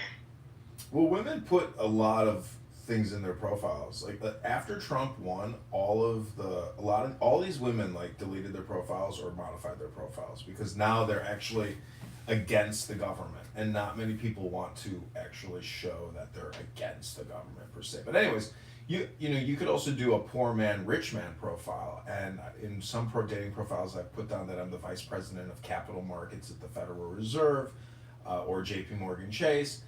And you're just like everyone else on Clubhouse. and when women see that, you know, you work in Wall Street or something, they do actually respond very positively. But then the funny thing is, when I meet him in real life, I forgot that I said I was the vice president of capital markets at the Federal Reserve, and you know, then I changed it to just like a generic thing, like property manager or something. El Normo, we're talking about psychoanalyzing the mating rituals of free poly people, like resistance, and women who are, you know, pro-Palestine, free poly, free, you know, destroy Israel, basically genocidal psychopaths, and their mating rituals on dating apps or here, or basically how they peacock and communicate to the outside world. Hold on. I gotta stop you here. Are you saying there's a like strong correlation with people who hate Israel and polyamory? No, I'm saying that within the free Palestine or destroy Israel psychology, there's a psychopathology or a psychopathic index that those people are actually most likely violent individuals who do not have emotional equilibrium, that are easily gaslit and potentially dangerous people. They are toxic people, like what Zach was talking about. The 5 type of people you never want in your life, they're one of the 5. Because if you're so pro anything, you're an all or nothing person. That means you have no like diversification, no balance. You can't actually let it go. You are a toxic person that most people do not want to correspond with, and thus that's why you're on a dating app, because you're undateable. No one can tolerate you for more than a one night stand.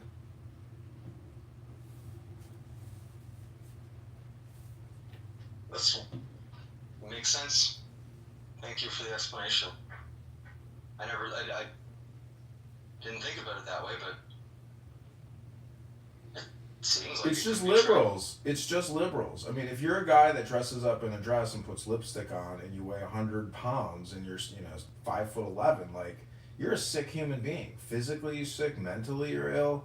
I mean, you can go to gay parades in February on Pride Month or whatever the fuck month Pride Month is, and so these people would fail the put the right hand in the box test, I guess, as well. Yes, they are not able. They are not mock. That's a good thing that you brought up because they're trying to do that, and they think they're doing that. But what they don't really realize is that there is no box. There is no pain. I'm going to make some observations about people that don't have control and their, I don't know, desire or leaning towards multiple sexual partners.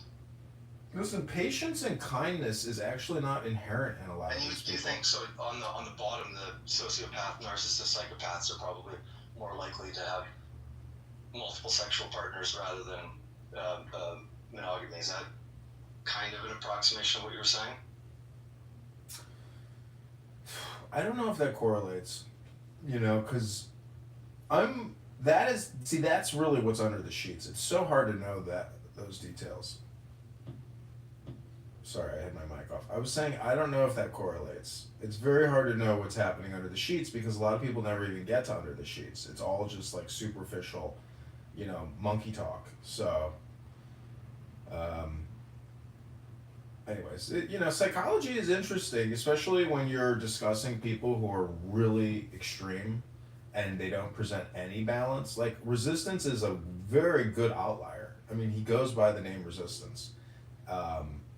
It's a smart name, give him that, but in my opinion, there's a huge critical component of his psyche and his personality development that is just not there.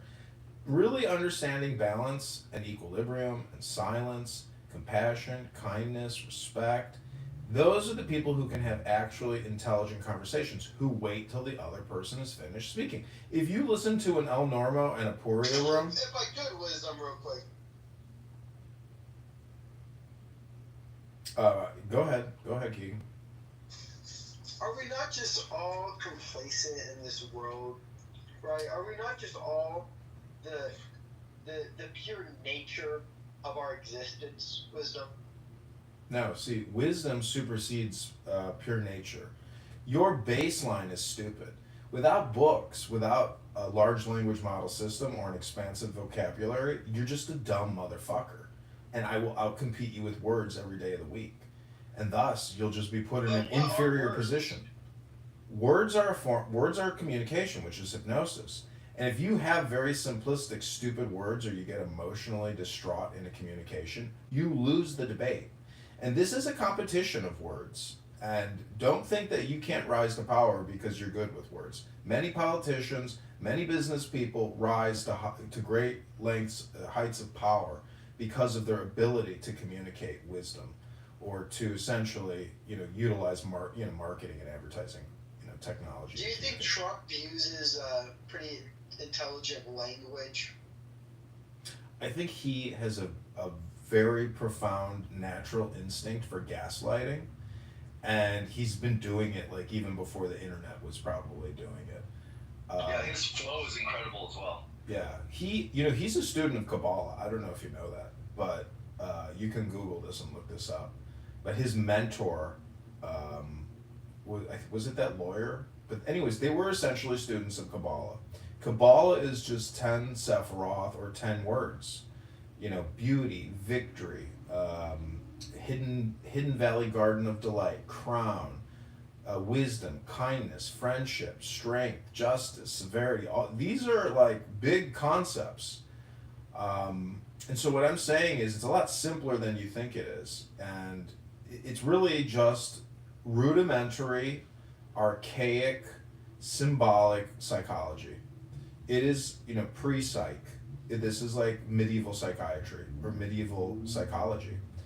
And it's very basic and simplistic. And, I don't think it's negative. There's nothing negative in it. It's all positive neurolinguistic programming. It's PNLP as opposed to NNLP, which would be negative neurolinguistic programming. Be careful what you're listening to. Your ears are the channels to your holy temple, to your throne room, your brain. And if you just come on this app and you listen to toxic people go on for days and weeks and months and years about the same topic, holy fuck, you're essentially slinging shit all over your throne room. Elon Musk calls it cognitive security. And if you go to Adrian Dittman right now, he on X, he is no longer creating live spaces. Why? Because he's in a tremendous position of power and responsibility. And if he was to go on X every night and sling shit into people's throne rooms and his throne room, his credibility in the government would be extremely delimited. It would be destroyed. So be careful what you listen to, be careful what you say, because, if you're a piece of shit, your aesthetic, your interior design, it's your shit. Like, shit in, shit out. Does that make sense, Keegan? No, that makes sense. My question, I have two questions for you, and you can tell me if you want both of them at the same time. So or go which one for you it. ask individually. Which one? Ask him at the same time. Okay, first one is, so Elon, what about him banging Ashley St. Clair? That's my number one. Number two is that, I just want to know if that's putting crap in the throne room. Number two is, if I know that people are slinging crap around and they're crappy people, what should we do about that? Should we call them out? Should we put them in camps? What should we do? Yeah, for Elon banging Ashley St. Clair, I don't know what to tell you. Like, I heard him in an X room saying that he never pulls out. I think he's, a schmuck. But when you have that much money and you know that each child, is going to get 10 million, 20, 30 million, like, you're like, okay, fuck it. Like, I'll have more kids because I can't afford it. And I'll just have to go past the morality and the ethical aspects. Because, he's probably bipolar or manic. And a lot of manic people go out and do a lot of fucking. And then going on. Also, Genghis Khan, just fucking had so much offspring. I think either me or my wife are like a descendant because my child has that weird birthmark. You're a gypsy, actually. And if you're that powerful, like you're a man, you'll probably sleep with a lot of women and impregnate them. It's not. It correlates to his power. That's not even interesting to think about, right? Because it's so self-evident. Keegan, in addressing your second issue, what should we do about it? Concentration camps are not the solution. You are the solution. If you create a room on this app and you teach people how to meditate, or you do anything spiritual or sacred, you will be creating equilibrium in your life, and you will be creating equilibrium in other people's lives. I can't give you any other better way to do it than to say, accept personal responsibility for peace in your life now. Accept responsibility for wisdom in your life now. If you can't accept that responsibility, then you don't get the point, or you're just insanely political and not spiritual. I would say, my sister one time said, politicians want to be philosophers and philosophers want to be politicians. You can be both if you want. Hey, can you say Christ is king? Christ is king!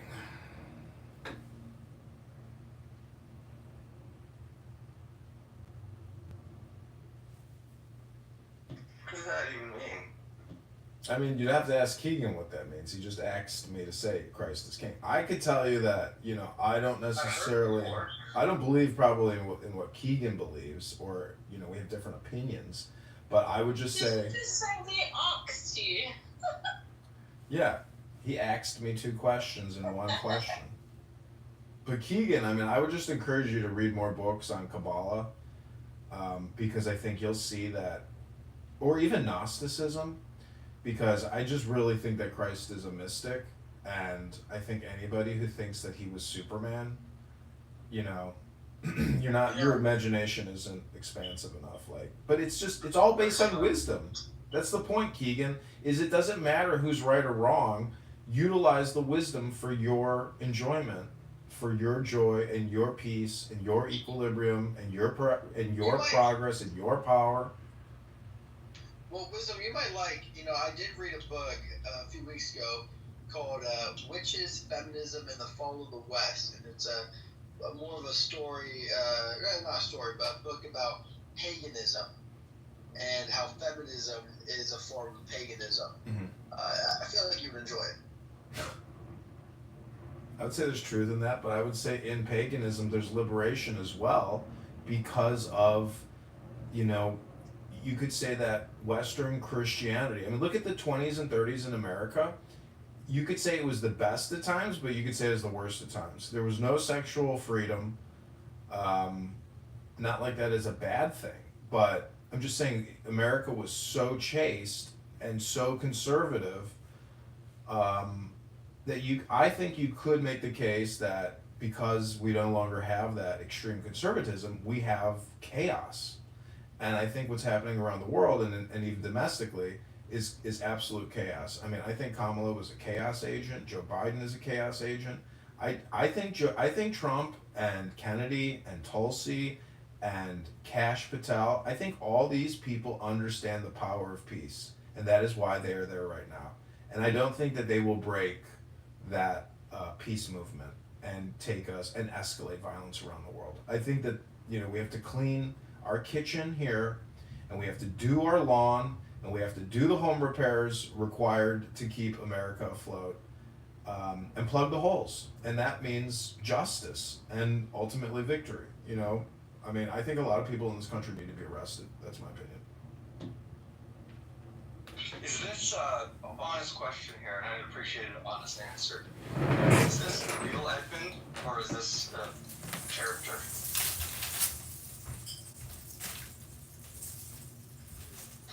What do you mean the real Edmund? He understands the question.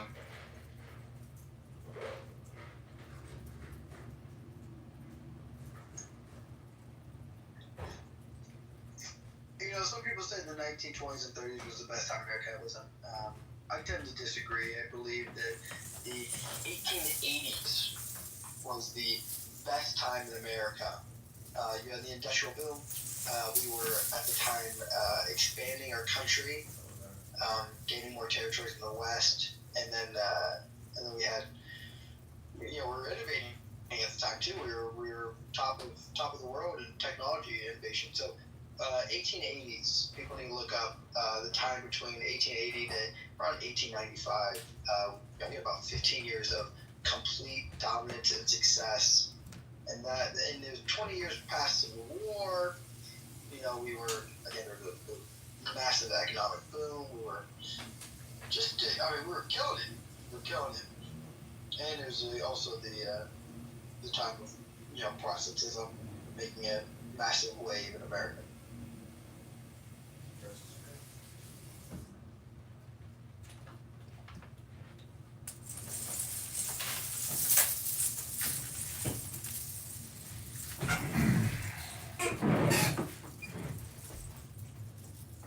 Anyways, if you really know the teachings of Christ, you will live those virtues. I don't know if you know who Loyola is, but there's something called the Creed of Loyola, and a lot of Christians read it out loud because they want to incorporate that wisdom and mysticism into their life for the betterment of their life, for the betterment of their wife, for the betterment of their children, their community, their town, their city, their state, their country. That's the basis of joy, is wisdom. So, Can you help me out with what you're saying?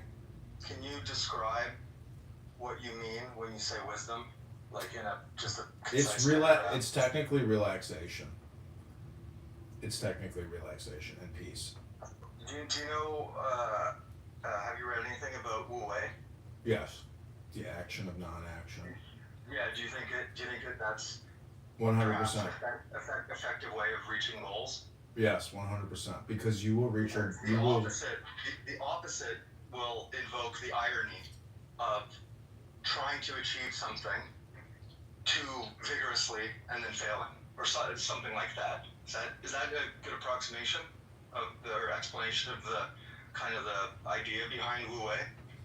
Alan Watts says it doesn't mean do nothing.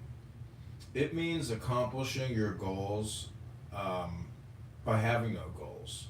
It's called the Tao, which means the Great Way. It's called the Tao? Tao, T-A-O. Oh, the Tao. Yeah, okay. You could say it's just God. You could just say it's God. You could say, God can be the God of peace, or God can be the God of war. If you want to win the war, you have to master peace. If you want to win the war, or if you want to win peace, you have to win the war. It's always just a question of self, and it is a question of survival, but it is essentially a way to succeed in life through peace as opposed to war, because war is stupid. It's just dumb, and it's a funeral procession. But peace is much more complicated. And you can see on this app, there is no peace. And that's because it's so fucking complicated. There's road ragers on this app. There's road ragers in their car, and they're completely satisfied being road ragers. And they don't understand the fruits and the benefits of peace. So that's why I force myself to read wisdom books, because I believe that, peace ultimately prevails. What do you think about the concept of cooperation? If you can cooperate in peace, well then it is real true cooperation. But many people call it cooperation, but it's still not that. You can only cooperate in peace. There's a lot of people cooperating in passive aggressive behavior, and it is so annoying. That's compulsion, right? Passive aggressiveness, it's just lack of wisdom, lack of personal peace. It's fake, it's a front. It's essentially, inauthentic, inorganic. It's not the genuine article. It's very rare you will meet someone who is the genuine article. I've met real genuine articles in my life. If this is the real Edmund, and I know the name, whatever, who cares? If this is the real Edmund, people have got you wrong. I know, that's because I play the fool. And the fool, I'm an analog to people, to their stupidity. The whole thing is analog. Like, once I understood the term analog, a lot of things started making sense for me. But the whole thing deals with Fool's Journey. Playing the Joker. Is analog like binary? Like 0, 1? It's just analogous. It's just analogous. Meaning, like, you could say Jesus Christ is the Son. The literal Son is the analog, to the King. If you believe that, to Jews it might be Moshe Rabbeinu. He is, the analog to, you could say, the ocean. Moses and water is the analog. It's just the correlation, the corresponding symbols. Puria is, the yin to El Normo's yang. Together you get a show, you get some fireworks. I've got to listen to this Puria that you've mentioned. Isn't it true, El Normo, that Benjamin Netanyahu is a war criminal? If he goes to Poland, he'll be arrested.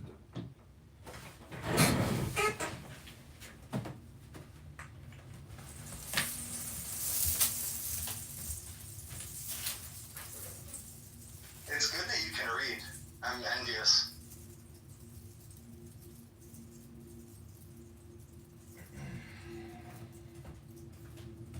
I can only read like instruction manuals. I can't read like oracle concepts or truth. My brain doesn't process it properly. Listen to it on audio. You're probably going too fast. Like, I was with this girl last night and we were reading the Tao Te Ching, and she was like, I can't do this. I'm like, you can. I'm like, just read slowly. And if you go really slow, you slow it down for your own mind. I can't comprehend the words though. It's weird. Like, I will be reading really slow, but my brain will not be imagining the concepts that I'm reading, unless it's something very direct, like how to fix something, how to build something. I used to be able to do it. Like, I used to read fantasy and science fiction when I was in my teenage years, but I lost. Maybe I detrained myself or deconditioned myself. But anyhow. You're not doing the reading with balance and silence. So one way to slow your brain down is to take the deepest breath of the day, hold it for 10 seconds. Put yourself into a trance state. Put yourself into a deep relaxation state. Command thyself to be relaxed. And then do the reading. And then you will literally be walking on the words, and you will actually integrate the wisdom into your mind. That's how I do it. I slow it down with a hypnosis. So then you take the second deepest breath of the day. hold it for 10 seconds, sit in the 10 seconds of silence, and then begin the reading. That's the way I do it. And I've, done this hundreds and hundreds of times, thousands of times, because I create a lot of YouTube videos and I do it with this method.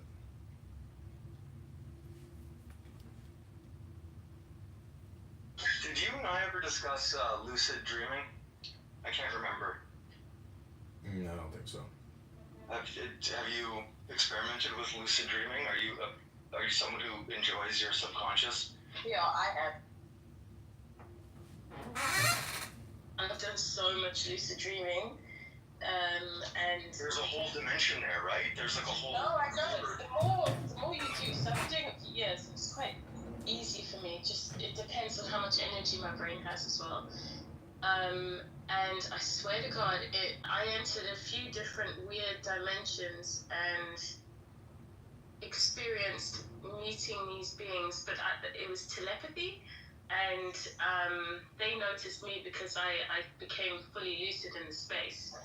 And another time. Yes, I have this very often, but I don't know if it's epiphenomenal. I don't know if it's just our brain or if it's actually something else. I think it was only on one occasion, and I've seen some weird stuff, and I've done some weird stuff, and I know when it's my brain and when it's something else. I think that's unknowable. Taking responsibility for why would I discount your experience? And so now you hear Lindsey Graham suddenly acting as if, he is against continuing with open calling Ukraine. Because he was one of the biggest offenders. Because if you remember, it was John McCain that was one of the biggest astral projection that was inside of the U.S. Senate. And then if you remember, Rosatom, Uranium One, and all these other things that relate to Russia. It was somewhat of a This has lucid been dream, going but on it was for super trippy, and when I woke up, I just felt like I hadn't slept in 100 years. My body was like so sore. Under they take the issue and they use the issue to get through the campaign. And then it was Then after the how many months campaign is later, and I over, mentioned it, and somebody they was like, "Oh, will that's actually quite take up, okay, for accurate example, in terms of what they're Republicans trying always to do talk to about me." Some crazy being shit I patriotic, expected to or say. they use an American flag, That's not only like, and then they call of course it you get some conservative. weird trippy dreams where you And think, oh while yeah, I'm they're sure I saw calling my it dead grandmother, conservative, but that they're one was like positioning very, very policy peculiar. I think that will stay with me something in forever, that regards one to as well. Russia And or I believe Ukraine. that my And so while they're consciousness doing that, everybody is experienced just moving in so space and focused time, on and I conservative, got to see patriot, another American flag consciousness, whether it was that me they're not really or paying attention to what's like I going just on. touched the whip of it. It's Questioning, really hard to explain, but it's super, super trippy and amazing. Listen, let me say this. Lindsey Graham, who is the number one Trump supporter in the world, from what I've heard and read, distance and time being, not non-linear, like not like the past or the future, but I don't know. It's just too much. No, more like a different dimension in space and time. Like it can't exist now because time and space is just, it's not linear. It's super, super. I can't even pull out the word I'm trying to say for it, but you know what I mean. It's ineffable. It's ineffable, basically. That's the fancy word to describe what our inability to describe experiences. But Well, it's also that thing that has been discovered that human consciousness can exist in different dimensions. Now, whether it's at the same time or you're only restricted to the dimension you're in, I don't know enough about what they found out, but I know that the statement is human consciousness can exist in different dimensions.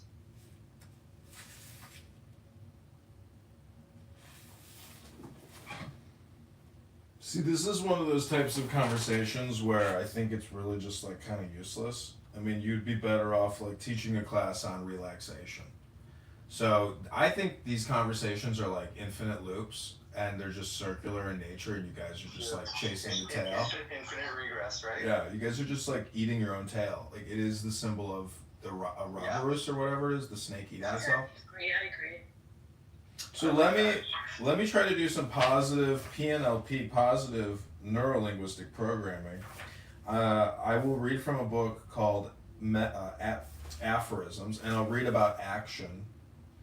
And these are just sentences attributed to famous people, but it is a meditation. So take the deepest breath of the day. Hold it for 10 seconds.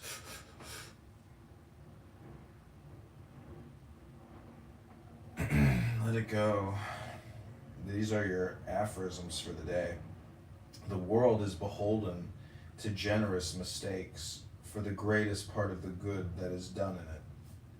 One should never wear one's best trousers to go out and battle for freedom and truth. No great man over complains of want of opportunity. To be a leader of men, one must turn one's back on men. Courage ought to have eyes as well as arms. Except a person be part coward, it is not a compliment to say he is brave. A great part of courage is the courage of having done the thing before. Some men have acted courage who had it not, but no man can act wit. Courage is a quality so necessary for maintaining virtue that it is always respected, even when it is associated with vice. It is better to wear out one's shoes than one's sheets. We work not only to produce, but to give value to time. Living movements do not come of committees. In order to act wisely, it is not enough to be wise. Beware of all enterprises that require new clothes. I do not believe in a fate that falls on men however they act, but I do believe in a fate that falls on men unless they act. A man who has to be convinced to act before he acts is not a man of action. You must act as you breathe. It is not given to the children of men to be philosophers without envy. Lookers on can hardly bear the spectacle of the great world. Action without a name, a who attached to it, is meaningless. There is no quicker way of getting the crowd to shout Hosanna than by riding into the city on the back of an ass. Our actions are like rhyme games. We fill out the rest of the lines with whatever motives for the actions we please. If a thing is worth doing, it is worth doing badly. Men are much more apt to agree in what they do than in what they think. It is intelligent to ask two questions. Number one, is it possible? Number two, can I do it? But it is unintelligent to ask these questions. Number one, is it real? Number two, has my neighbor Christopherson done it? No sooner do men despair of living forever than they are disposed to act as though they were to exist for but a single day. It is the mark of a good action that it appears inevitable in retrospect. Pliny leaves mankind this only alternative, either of doing what deserves to be written, or of writing what deserves to be read. The strength of man's virtue should not be measured by his special exertions, but by his habitual acts. In times when the passions are beginning to take charge of the conduct of human affairs, one should pay less attention to what men of experience and common sense are thinking than to what is preoccupying the imagination of dreamers. The most advantageous negotiations are those one conducts with human vanity, for one often obtains very substantial things from it, while giving very little of substance in return. One never does so well when dealing with ambition or avarice. Next to knowing when to seize an opportunity, the most important thing in life is to know when to forego an advantage. The secret of all victory lies in the organization of the non-obvious. There are exceptions to all rules, but it seldom answers to follow the advice of an opponent. In skating over thin ice, our safety is in our speed. Diplomacy is to do and say the nastiest thing in the nicest way. It is unfortunate, considering that enthusiasm moves the world, that so few enthusiasts can be trusted to speak the truth. Vilify, vilify, some of it will always stick. Every honest man is a prophet. He utters his opinion both of private and public matters. Thus, if you go on so, the result is so. He never says, such a thing shall happen, let you do what you will. A prophet is not a seer, not an arbitrary dictator. A man may devote himself to death and destruction to save a nation, but no nation will devote itself to death and destruction to save mankind.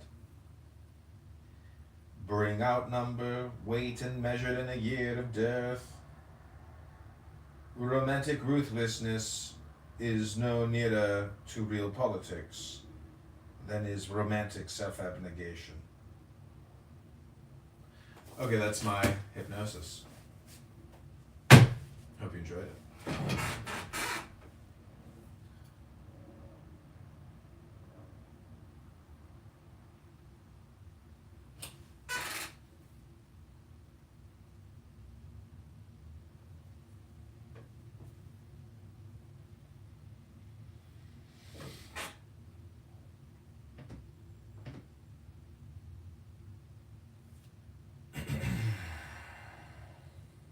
Please don't scroll. I'm just trying. Please don't scroll. I'm just trying to become a big. Please don't scroll. I'm just trying to be.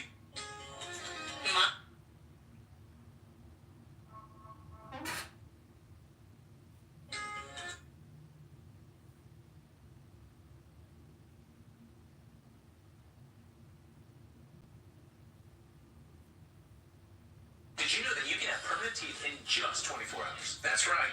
Only 24 hours and your smile is ready.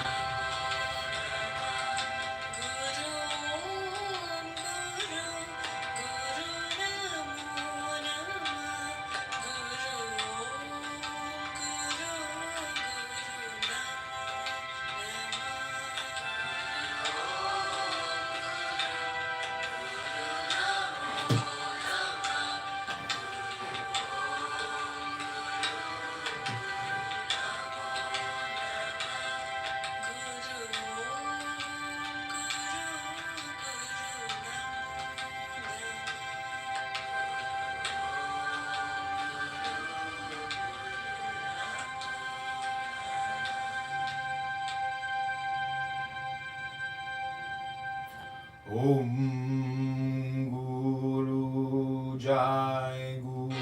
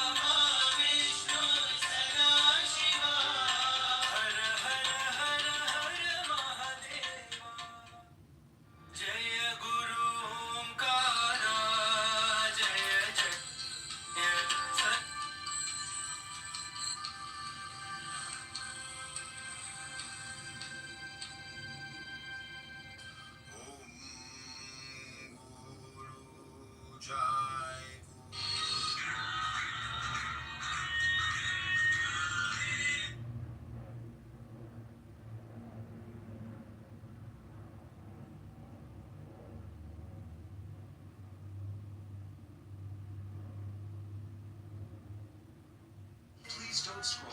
I'm just trying to become a big content. Please don't scroll. I'm just trying to.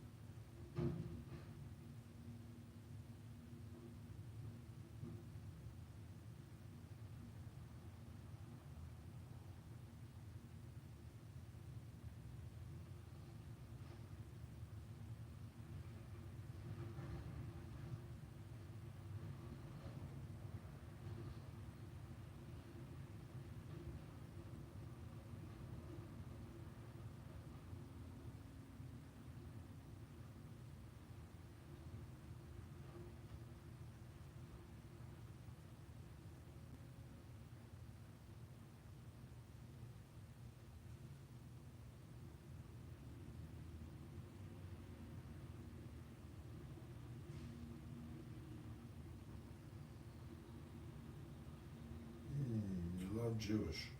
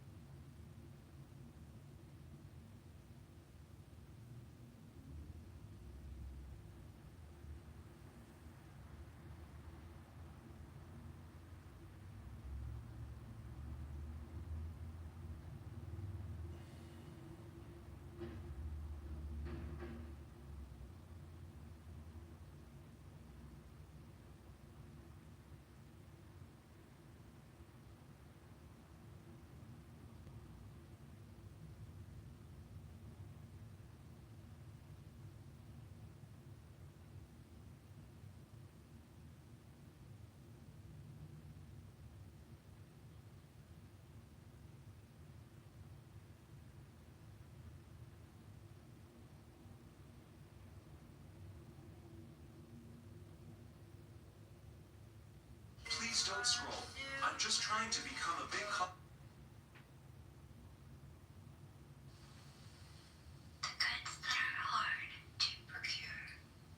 You believe Asians came from Adam and Eve. Do you believe Adam and Please don't scroll.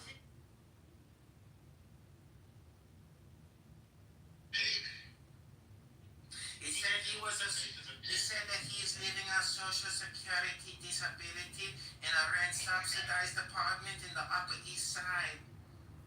Really? He was also found guilty of attacking an innocent Jewish man in the street. He is a complete and total piece of shit. Oh my God, thank you for the community. That's something I think we all need to know. Appreciate you, sir. Thank you. I just want to make a comment.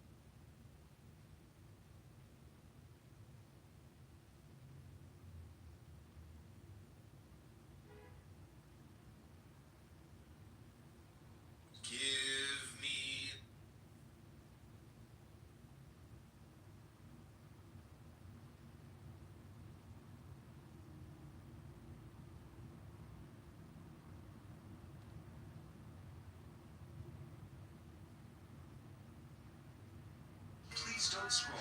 I'm just trying to become a big content creator one day, but I have no supporters. So if you have the chance, Goods that are hard to procure.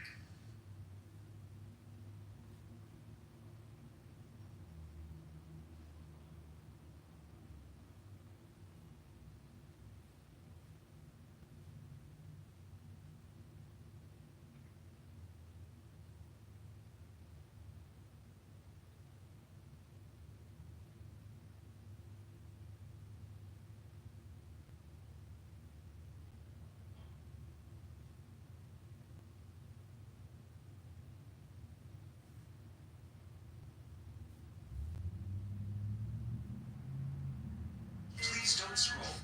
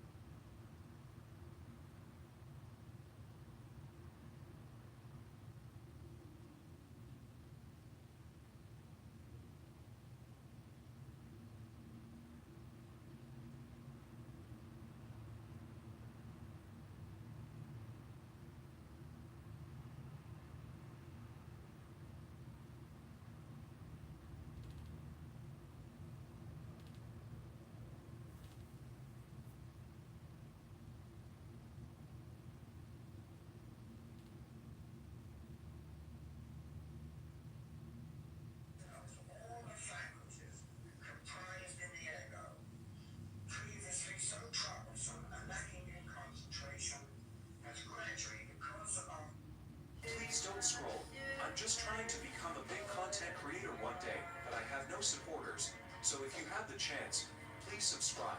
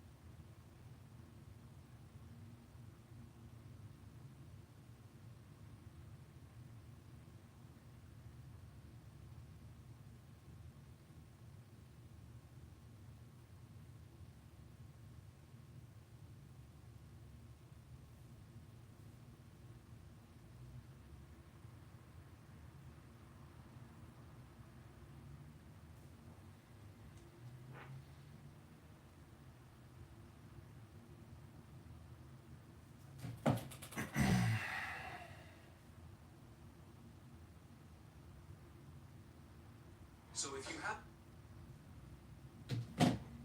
Please don't scroll. I'm just trying to become a big content creator one day, but I have no supporters.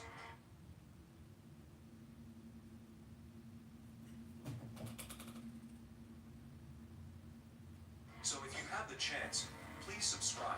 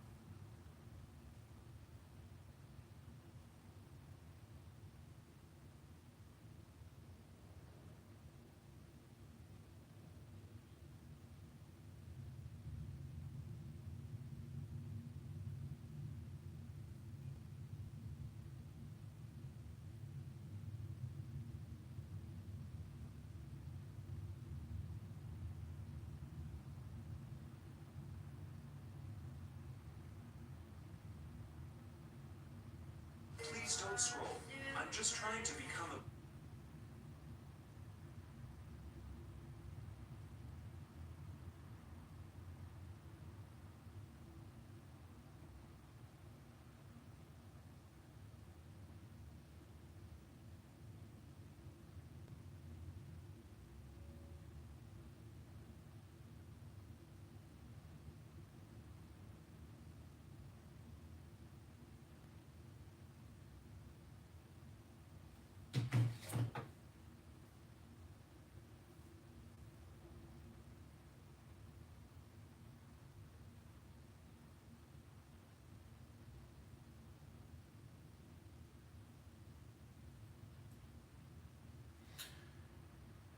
Okay, everybody, welcome to Meme Movie. Go to Meme Movies on YouTube. This is my new YouTube brand. I'll be creating memes exclusively for the meme community using AI. So it's technically AI memes. Do you like memes? I love memes. Okay.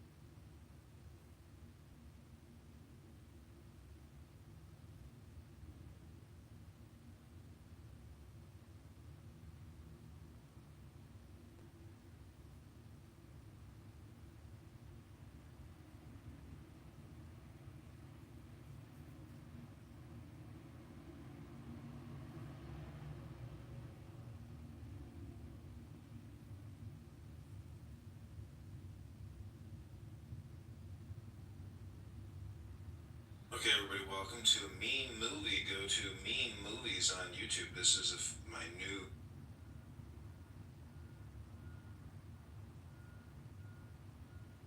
Okay, everybody,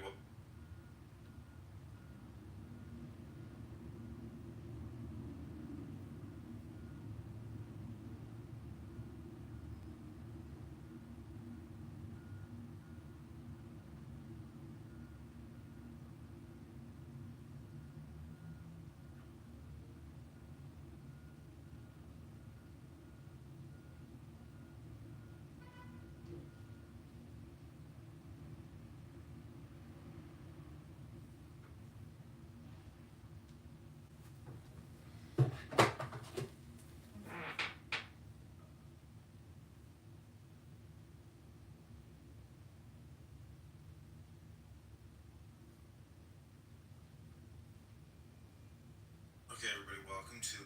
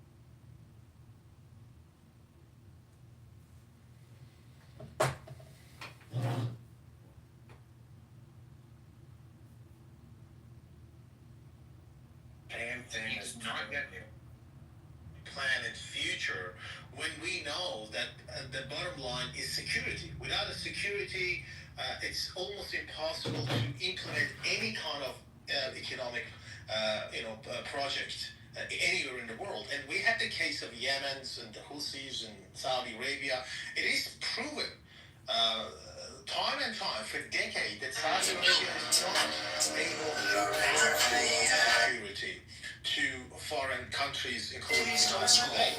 I'm just trying to case of Aramco, probably you remember 2019, what happened. Almost half of the Aramco refineries stopped because of the trust to Aramco.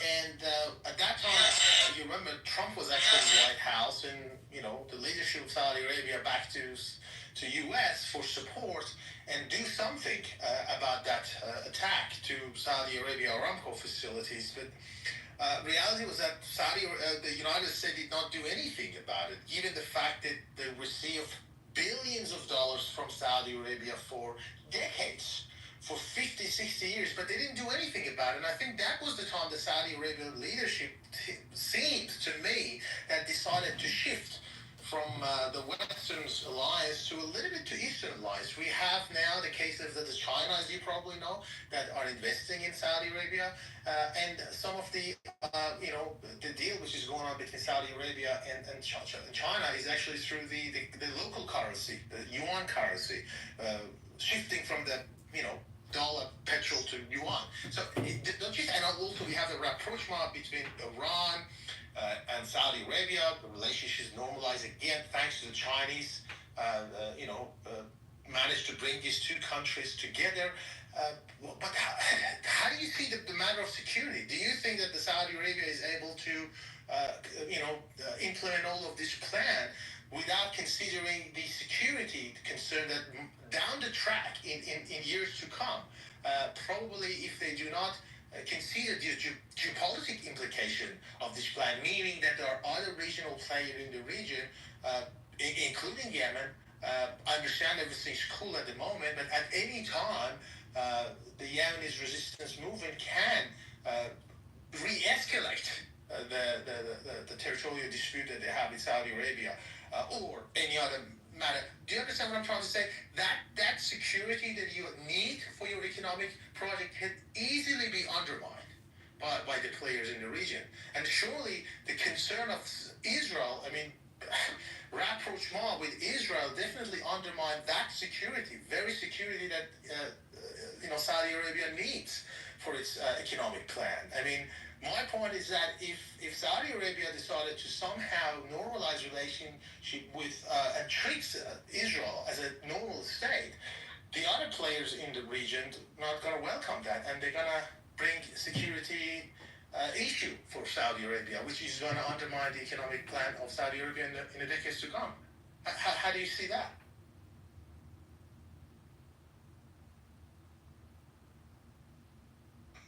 Elias, you here?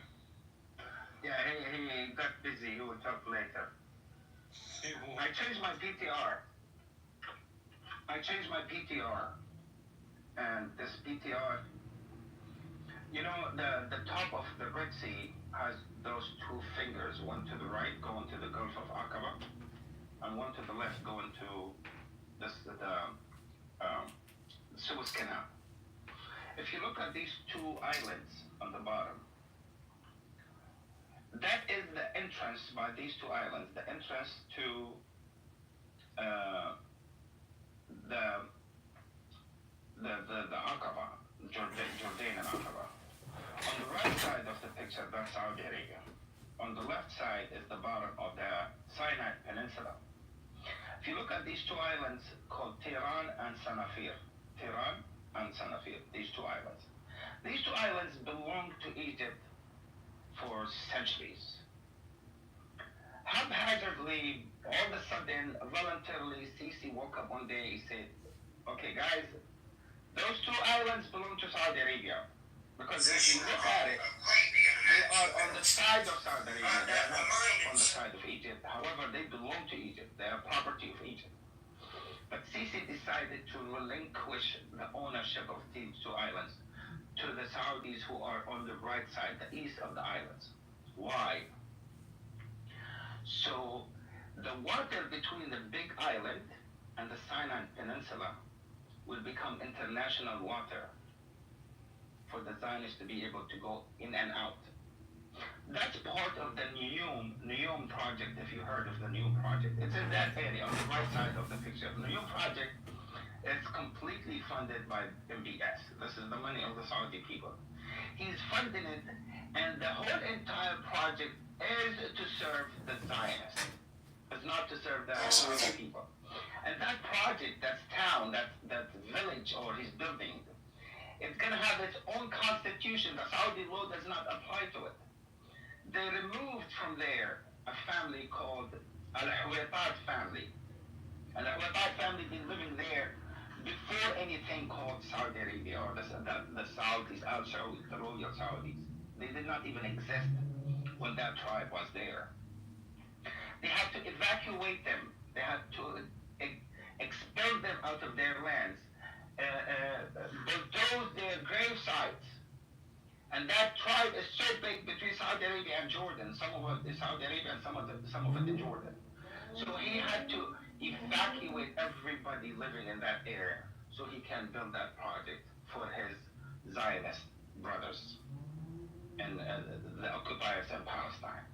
So this is the game. What's happening is an old plan. It's not a new plan. What Saudi Arabia normalized. Please don't scroll. I'm just trying to become a big content. Took place before 1948. It's a declaration of the Saudis, declaration of the Emiratis and the Egyptian, all of them. All these countries are agents. All these governments are employed agents by the Zionist regime. They look like us. They speak like us. They talk like us. They eat like us. And their skin looks like our skin, and their tongue speaks the same language we speak, but they are not from us. They are from the Zionists. What would their motivation be for doing that? Why would they do that? Those were bitches sitting around, and they were brought by the Zionists. For example, the British army that took Palestine from about 60,000 ground troops from Egypt, Egyptian soldiers, plus the Indian soldiers, because India was still under them. So Egypt was under the control of the British. Palestine east of the river and west of the river was also Palestine under the British mandate, and they split it in half, and they made Jordan the right half, the east of the Jordan River, they called it Jordan. West of the Jordan River, they called it the West Bank, and they made a new country there. The British did that. Same thing in Syria. The French mandate split Syria into two parts. One of them called Syria, one of them called Lebanon. Lebanon did not exist 100 years ago. So this is what they did. It's all around the Zionist project. To serve the Zionists, for the Zionists, by the Zionists, of the Zionists. So how does all this serve the Zionists, though? How does the Zionists benefit? How the Zionists benefit from what? From everything you just said. Normal. Listen, you are a gaslighting bitch. I'm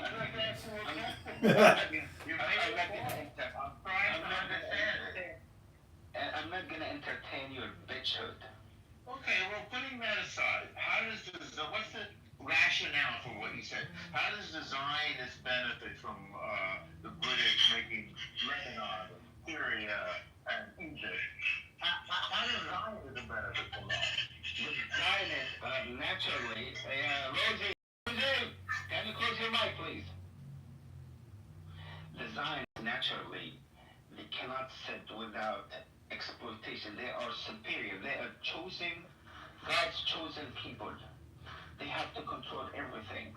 So they think and plan, pre-plan. They are proactive, 100 years ahead of not just 2 days or 3 days or the next year or next 5 years. No, they are way ahead of everybody, and they try to exploit places they go to. They try to cause wars They try to cause mischief wherever they go.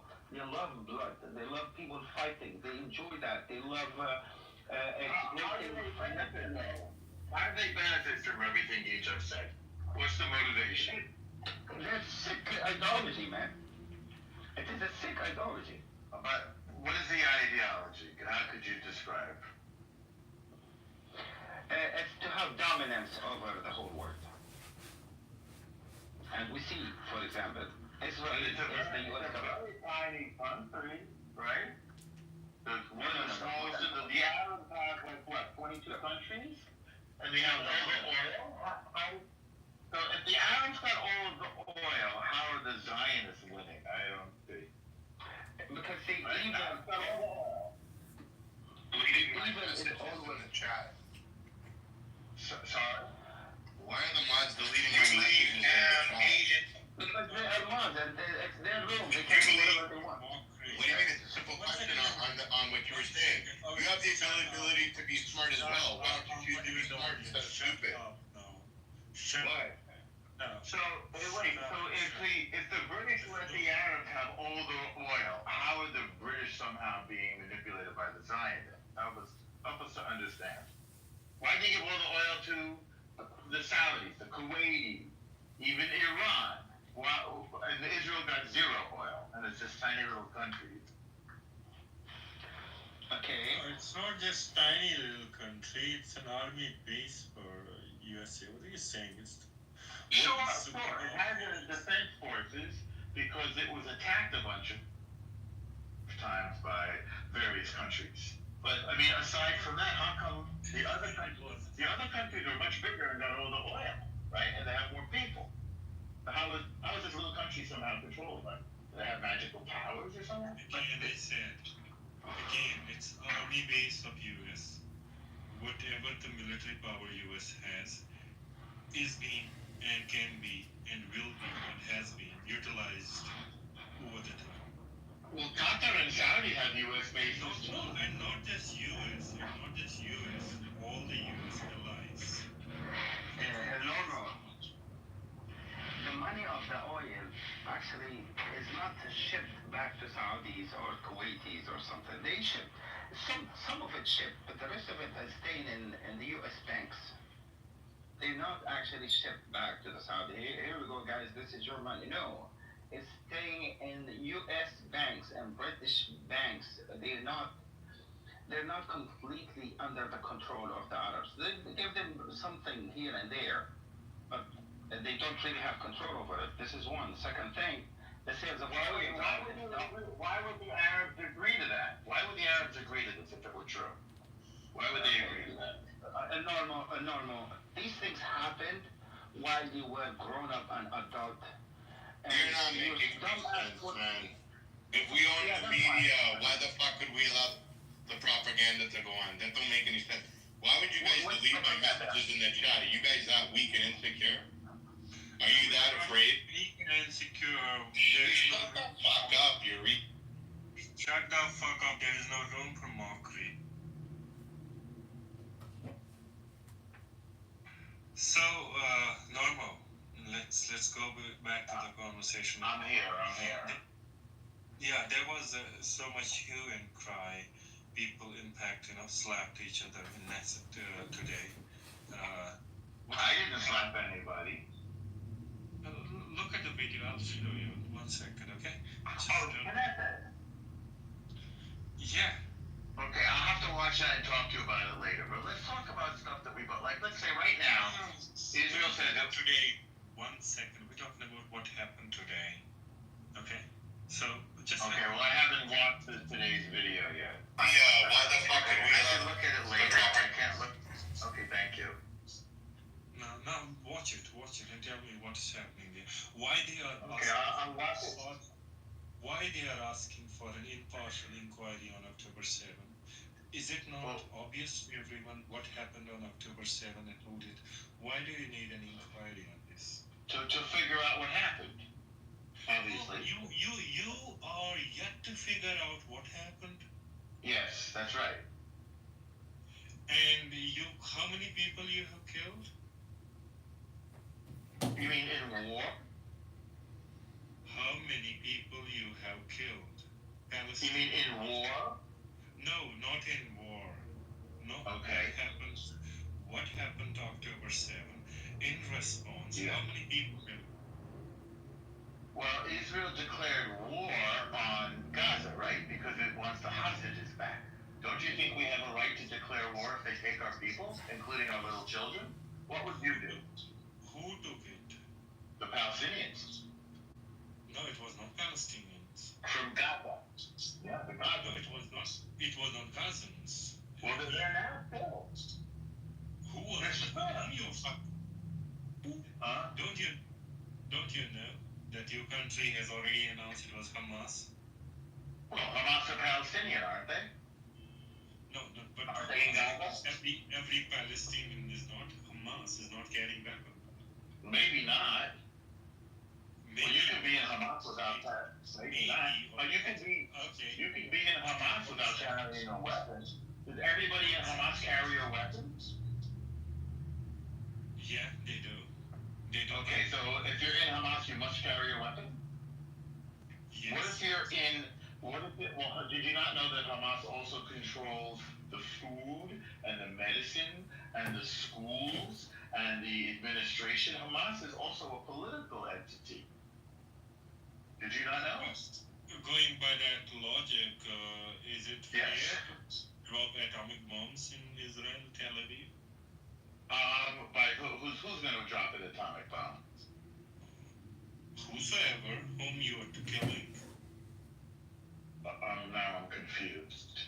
They took our people, and now we want them back, and they refused. So what should we do? Okay, let's build the argument from it. They took your people. Are you sure? They took our people. Are you sure? Yes, I'm sure that. Yeah, 100% sure. Why do you need a partial inquiry? In fact, they filmed them taking these. Why do you need an impartial inquiry in this? Why there wasn't? I told you to find out what happened, sir. I told you before. You went backwards instead of forward. Not sure what happened. Well, we're sure about some things and not about others. So right. There may be the things. There may be things may have happened which you don't know. Maybe it's being behind the hostages. Maybe it's being. That would be impossible because Bibi. That sounds impossible to me. If Bibi were behind the hostages, he could easily get them back. Have you noticed that Hamas is returning? Have you noticed that Hamas has been? Have you noticed that Hamas has been returning the hostages? And they're making a negotiation about them? So that means they have them, doesn't it? Happy and healthy. One more propaganda. Happy and healthy hostages. How many hostages have been raped? According to the hostages, quite a few. Too many. None. Well, according to the hostages, they disagree with you. No, just show me the. Okay. Show me the testimonies. Okay. Well, they're public. If you care. Show me the testimonies. So let's go back to what you said. Show me the testimonies. Well, have you looked for them? I did, and find them. Okay, so Google the following. One of your hostage saying that I was with the impression that I will be raped but they didn't rape me. Well, I have had many other hostages saying that they were raped. How many hostages have they beheaded? Well, why do you ask me whether they were beheaded? Because the major campaign your country and AIPAC was doing was they were beheading Israel people and they were raping children. Right. So did you see any of the video that came out about October 7th? There were a lot, and the mainstream. Okay, you saw a lot. The mainstream media took it back and said there was no beheading of children. Okay. Did you see the video that came out that the Hamas terrorists and other Palestinians filmed of themselves doing these unspeakable things? Did you watch the video? Because they filmed it. Did you see the film? They filmed it. They filmed themselves. They filmed it. One second. They filmed it. Yes. They showed it to the world. Said, see how cruel we are. Do you think we're Yeah. stupid? Yes, very stupid. And suicidal. Do you agree? Suicidal and stupid. How can you I'm be so laughing at you dumb? too. I'm laughing at you too. How can you be I'm so laughing at you so dumb. I'm laughing at you as well. The video footage that you're talking about, Mr. Graham, there's no indication of beheading of the babies. Do you have any video that shows beheading the babies? We haven't watched yet. Why do you ask? Why do you ask? Well, what do you mean, why do I ask? You claim Why do you ask? because you claim that the baby's been beheaded. Do you have any proof? No, I never claimed that. When did I claim that? So you claim it, you take it back. When did I claim that? Do you claim that there are babies being beheaded by... I didn't claim that. So, No, I said that no, I was just pointing out the atrocities were filmed by Hamas as they did them, including lots of the so-called atrocities that have been filmed. Any of them shows that the baby's being beheaded? Because apparently... Why do you ask? What do you mean, why? Why do you ask? Why are you alive? Why do you ask? Why aren't you dead? What sort of question is that? Because God loves them. Because God loves the Jews. No, because you're claiming that these people video everything that they did on the 7th of October. Obviously, any of those videos shows that children's been beheaded.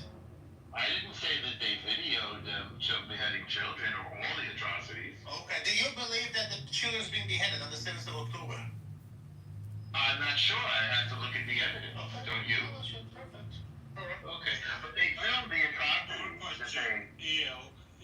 One more question. Yeah, but can I finish my answer to the previous question? They filmed themselves. You're just making mockery of. No. He asked what did they do? They committed unspeakable atrocities. They locked families into the safe rooms and blew them up. They cut off people's heads. They raped people. They murdered dogs. They kidnapped. You just said they haven't done it. You haven't done what? Haven't done They what? haven't beheaded and raped people. No, I said they didn't behead. No, because you're claiming that these people... But they filmed themselves beheading a man with a hoe. I saw it with my eyes. Yeah. Okay. Let's Was that good or bad? You are not an Israeli. I'm not a supporter of Palestine. I'm a Jew. Let's try to be neutral. I'm a Jew, though. Same time. Let's try to be neutral. Let's be neutral. Yeah. Have you seen the recent prisoner hostage exchange? Oh yes, that was atrocious. That was uncivilized and barbaric. That was ridiculous. And I think the whole world felt that they were dancing like in a celebration when they returned the little coffin of the children that they kidnapped and murdered with their bare hands. They were not doing this. They were not doing something like that. One second. Yeah, they were. It's on video. They filmed hostage and well, no, they were coughing the little baby, the beaver's baby. There was a tragedy, and that happened because of your bombardment, not because. Well, I'm talking about the dancing, the dancing around the coffin. If they took children out from school. They did kill them. They strangled them. Do you have a base understanding? If they have to kill them, why would they take care of them? Why would they? Who said that they? Well, they didn't take care of them. They murdered them with their bare hands. No, they. Like monsters. Well, apparently your hostages were. Were your hostages not? Were your hostages not healthy? Were they? Well, they actually were healthy. They were tortured. No, they were not tortured. They were tortured. There were no marks on their bodies. There were no marks. No, you're wrong, sir. You're in denial. You're denying reality, sir. So, is it brutal? Is it brutal to torture a prisoner? Yes. Is it inhuman? Well, I would say what Hamas did is inhuman, yes. Sure. What would be the punishment? 1 second, keep Hamas and Israel aside. What should be the punishment for such a force who tortures, rapes the prisoners? Well, I need to know more details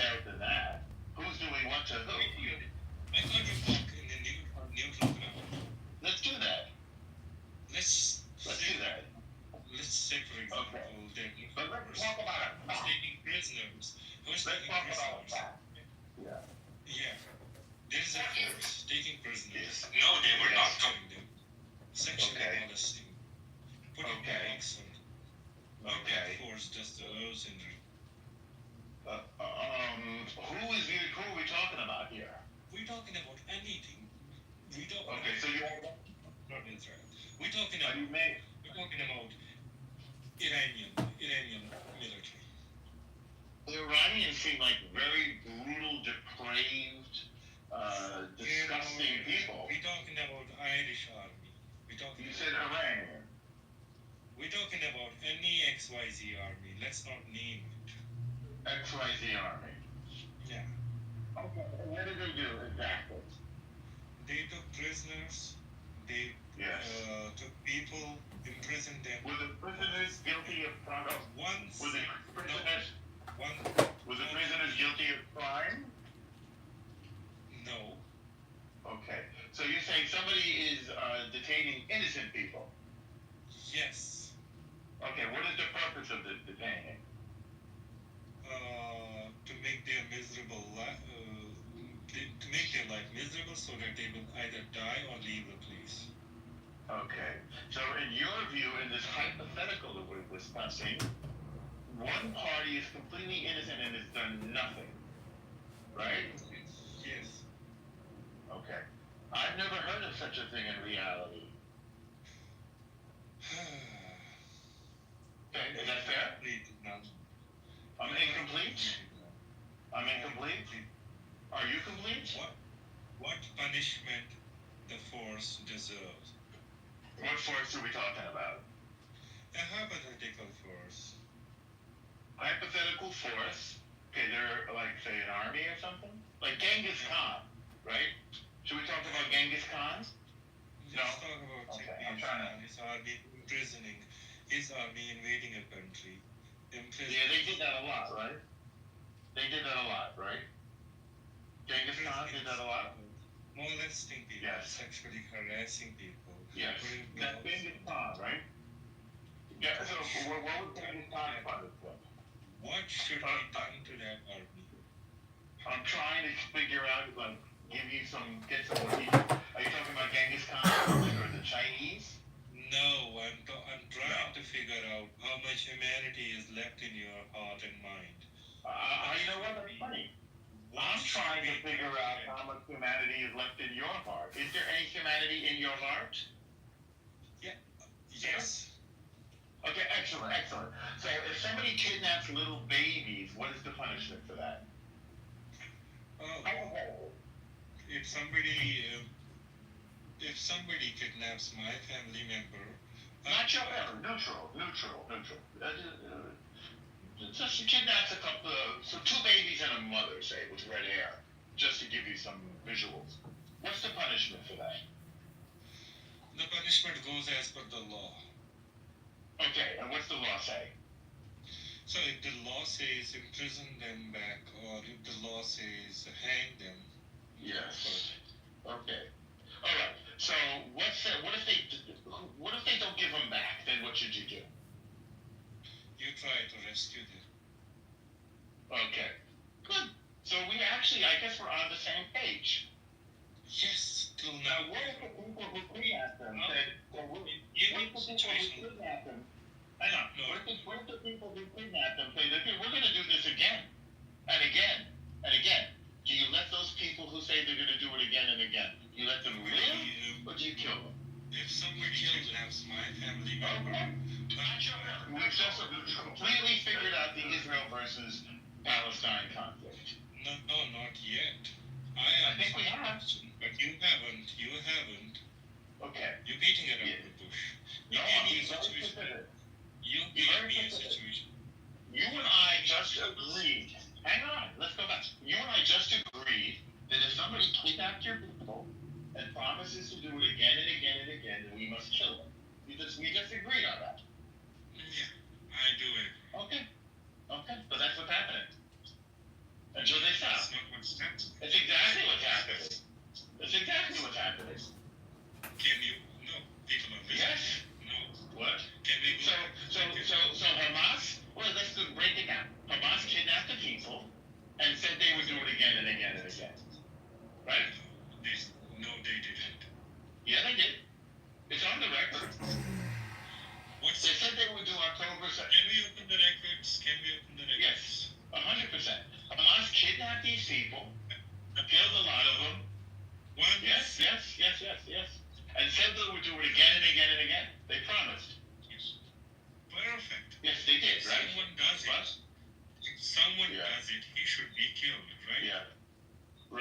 right. And that's what's going on right now. Yes. And Hamas did it. And because they do it again and again and again. Let's talk about So now they're getting killed. Let's Right. talk about the Okay. records. Sure.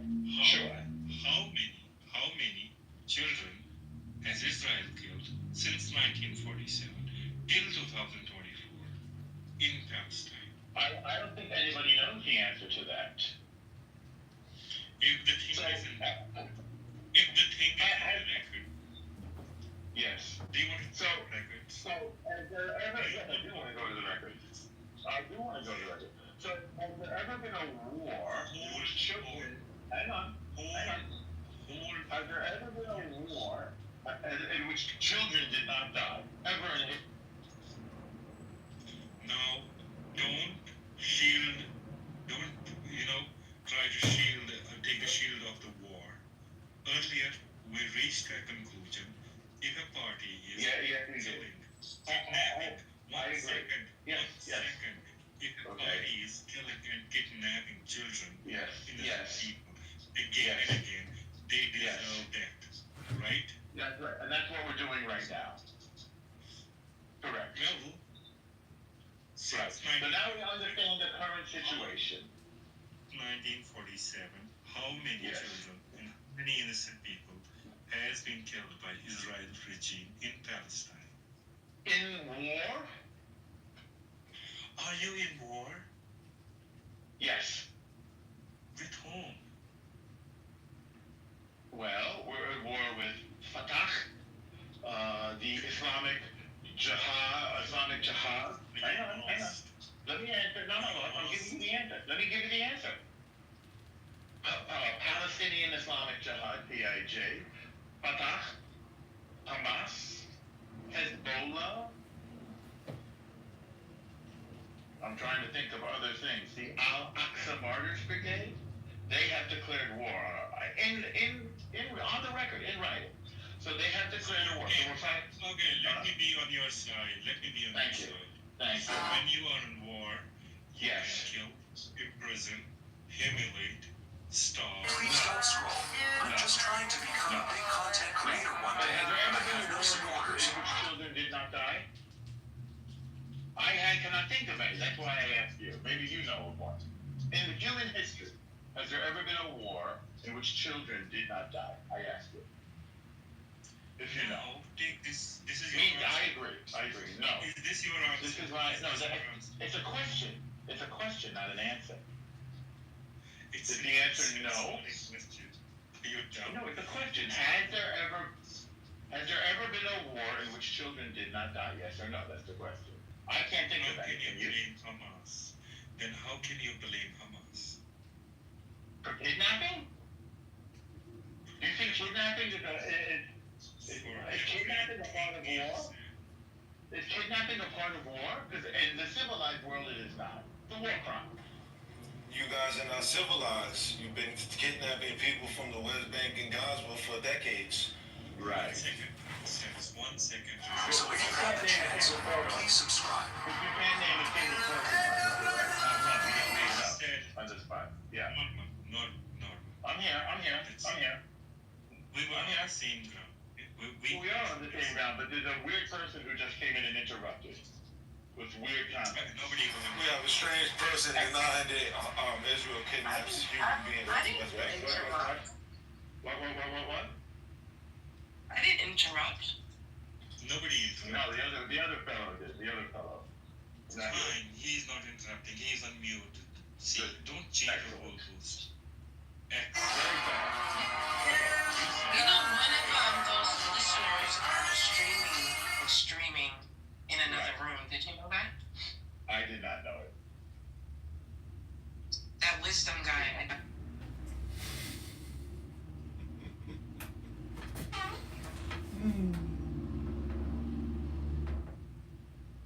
And no, they didn't finish it for him. Those motherfuckers are liars. And I know Judah. Don't bring your Catholic ass in here trying to argue with us.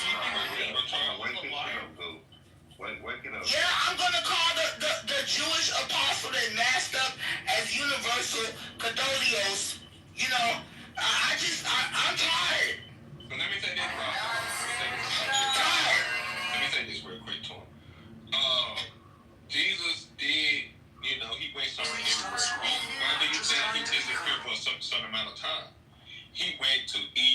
went to the Buddha. He went to the Aztecs, the Maya. He went some everywhere. Yeah, that's fine. He didn't get. So he didn't get a chance to record somebody and tell his whole. I'm gonna give you the best example. Captain Marvel on the Avengers. Remember, she's like, I can't be here all the time. There's a lot of places that need me. No, it's Marvel. It's Marvel. Her name's Marvel. You can look it up. I don't know if you've seen it. But it's Captain Marvel. You haven't seen the movie. That's a dude, I guess. No, Captain. No, it's a girl. It's a girl too. Yeah, but it's not. It's a girl. You haven't. Yeah, it is Marvel. You haven't seen the movie. But the superhero's name is Captain Marvel. Cool. If you see the movie, they tell you it's Marvel. Like it was literally a line in the movie. Like, please shut the fuck up. It's a girl and a boy. God damn! I'm not making this up. In the cartoon movie, it's a girl. So yeah, she's not lying. I'm just saying, I never heard it pronounced Marvel. Oh, okay. No, it's just a girl. It's two different people you thinking about. No, okay, so Captain Marvel, the DC superhero, they switched the name because of the copyright issue, so they changed his name to Shazam. Captain Marvel, the female character, is a whole new Marvel character. Regardless, that's what I'm talking about in the movie. So I was just showing an example of she's like the most powerful one. She has all the powers, and the little disciples have to do the thing. But you know what's crazy? What? On the Thanos when the villain was actually thinking like this to this. Julius 24. Nah, you're bugging, bro. No, I'm not. B20. No, I'm not begging. Let me tell you how I know. Because he was trying to restore balance into the universe. The Avengers didn't want it. Where he says, sometimes you gotta make people consistently get assassinated or the ones who call for humanity to come together. It was certain ones that he wanted to eliminate. No, it wasn't. He just randomly. They switched the name because of that copyright. But the new Captain America movie, I like it, but then I dislike it. I didn't see it. Don't tell me. But let's get back to the stuff.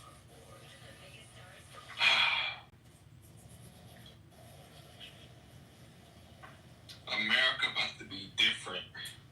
I'm gonna say it's the reason why Islam doesn't like Jesus, Judaism doesn't like Jesus, and Catholicism, aka Christianity, makes Jesus look like a big joke. And the more they diminish his role, the more they let you know, they tell you this ideology that you are God. We're all gods. I don't believe that. We're I know you don't, but that's what they preach to people. I mean, they're wrong if they do. What do you mean if they do? They do. You got people like John Hagee and Benny Hinn. Oh, they're not Catholic though. They're Christians. But I will say this: Protestant evangelicals. No, it doesn't matter. There are still Catholics that preach this. We are all made in the image of God, therefore we are God-like. We are made in the image of God, but we're not. No, we're not. Yes, we are.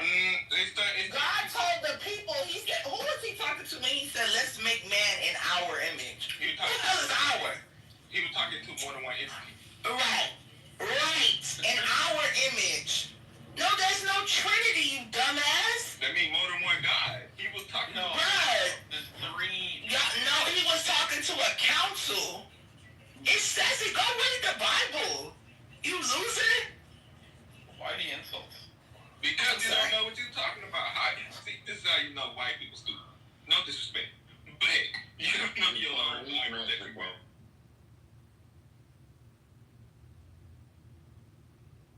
Thank you for the clarification, Oscar. Yes, senor. But no, it doesn't matter. There's still. Get you mixed up with those classy white people. Thank you. I don't want to be associated with Doc. Like. You should have seen we had 4 drunk white guys on stage yesterday. Brock, Doc, fucking, who was that dude? Kraft or what was his name, Jazzy? some craft or something. Then we had Dr. Adams. That's a white man, basically.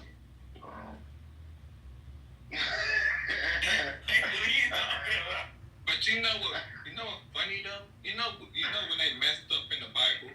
How you say nobody knows what Jesus looked like, but then you accidentally put in the Bible that he was copper color? How that work? That's at the end. That's what I'm saying. That was when he come back. But that's why I said, like, we gotta really, like, dude, they done did a number on Catholic people. You like he was talking to the Trinity. No, he wasn't.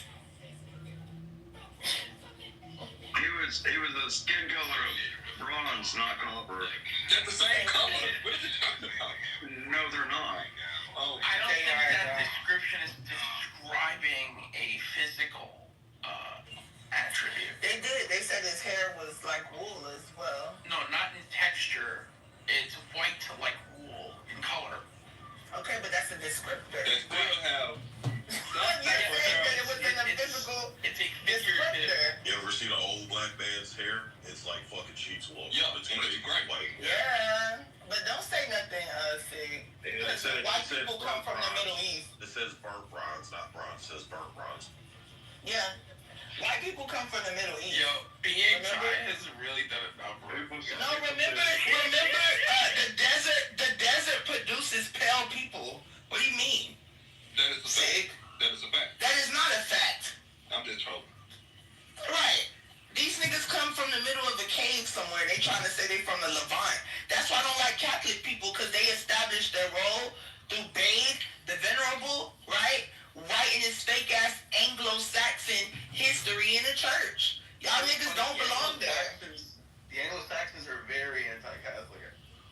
It don't matter. But why they? How they anti-Catholic and their shit was ran by Catholicism? But also too, the Pope. You sound crazy. The Pope worship a black woman. so what you mean? He worshiped her. Wait, who worships who? The Pope. He worshiped a black woman inside of the church. Go look it up. Go look it up. It's a big old picture of a black lady with the baby. Go look it up. I'm not lying. I think you're referring to the Black Madonna. Yes. The Polish icon. Yeah. Yes. That's mainly in That's a Polish thing.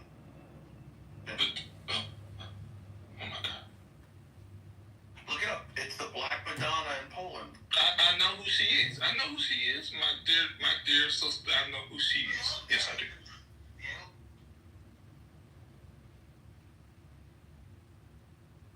I mean, we know what Jesus looked like, and we also know what God looked like. Beautiful. So the Black Madonna is in where? In the Pope Church. Yes. That's the Virgin Mary. Yes. Well, there's a bunch of Black Marys.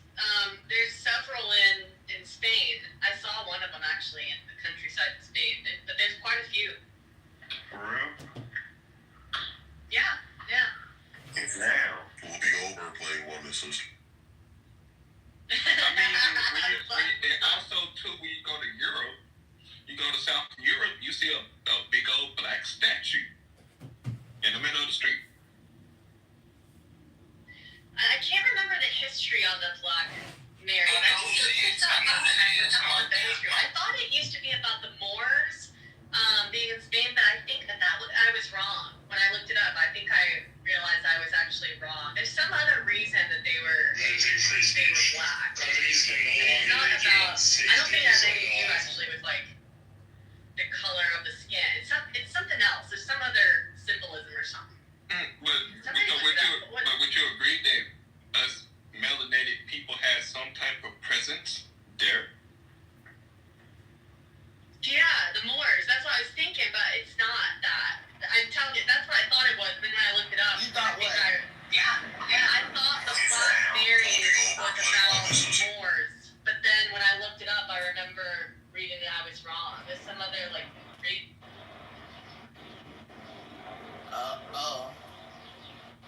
Are you saying Moors were not black?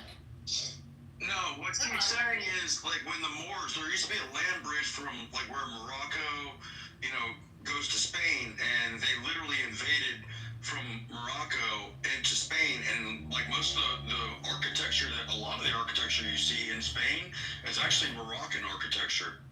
Moor has nothing to do with Moroccan. No, they're not interchangeable. Yeah, it's not the same. But also the Moroccos, they were black too beforehand. So we don't know. Oh Lord, we gotta stop saying this. We do. That's just where they cross. But this is the annoying thing. So for example, they'll say, oh, all these people were not black, but then you look at black people in America, we all look different shades, very light, very dark. We're all black, right? They're like, you're all black. But then when we say, oh, all these people were black, they're like, they were not black.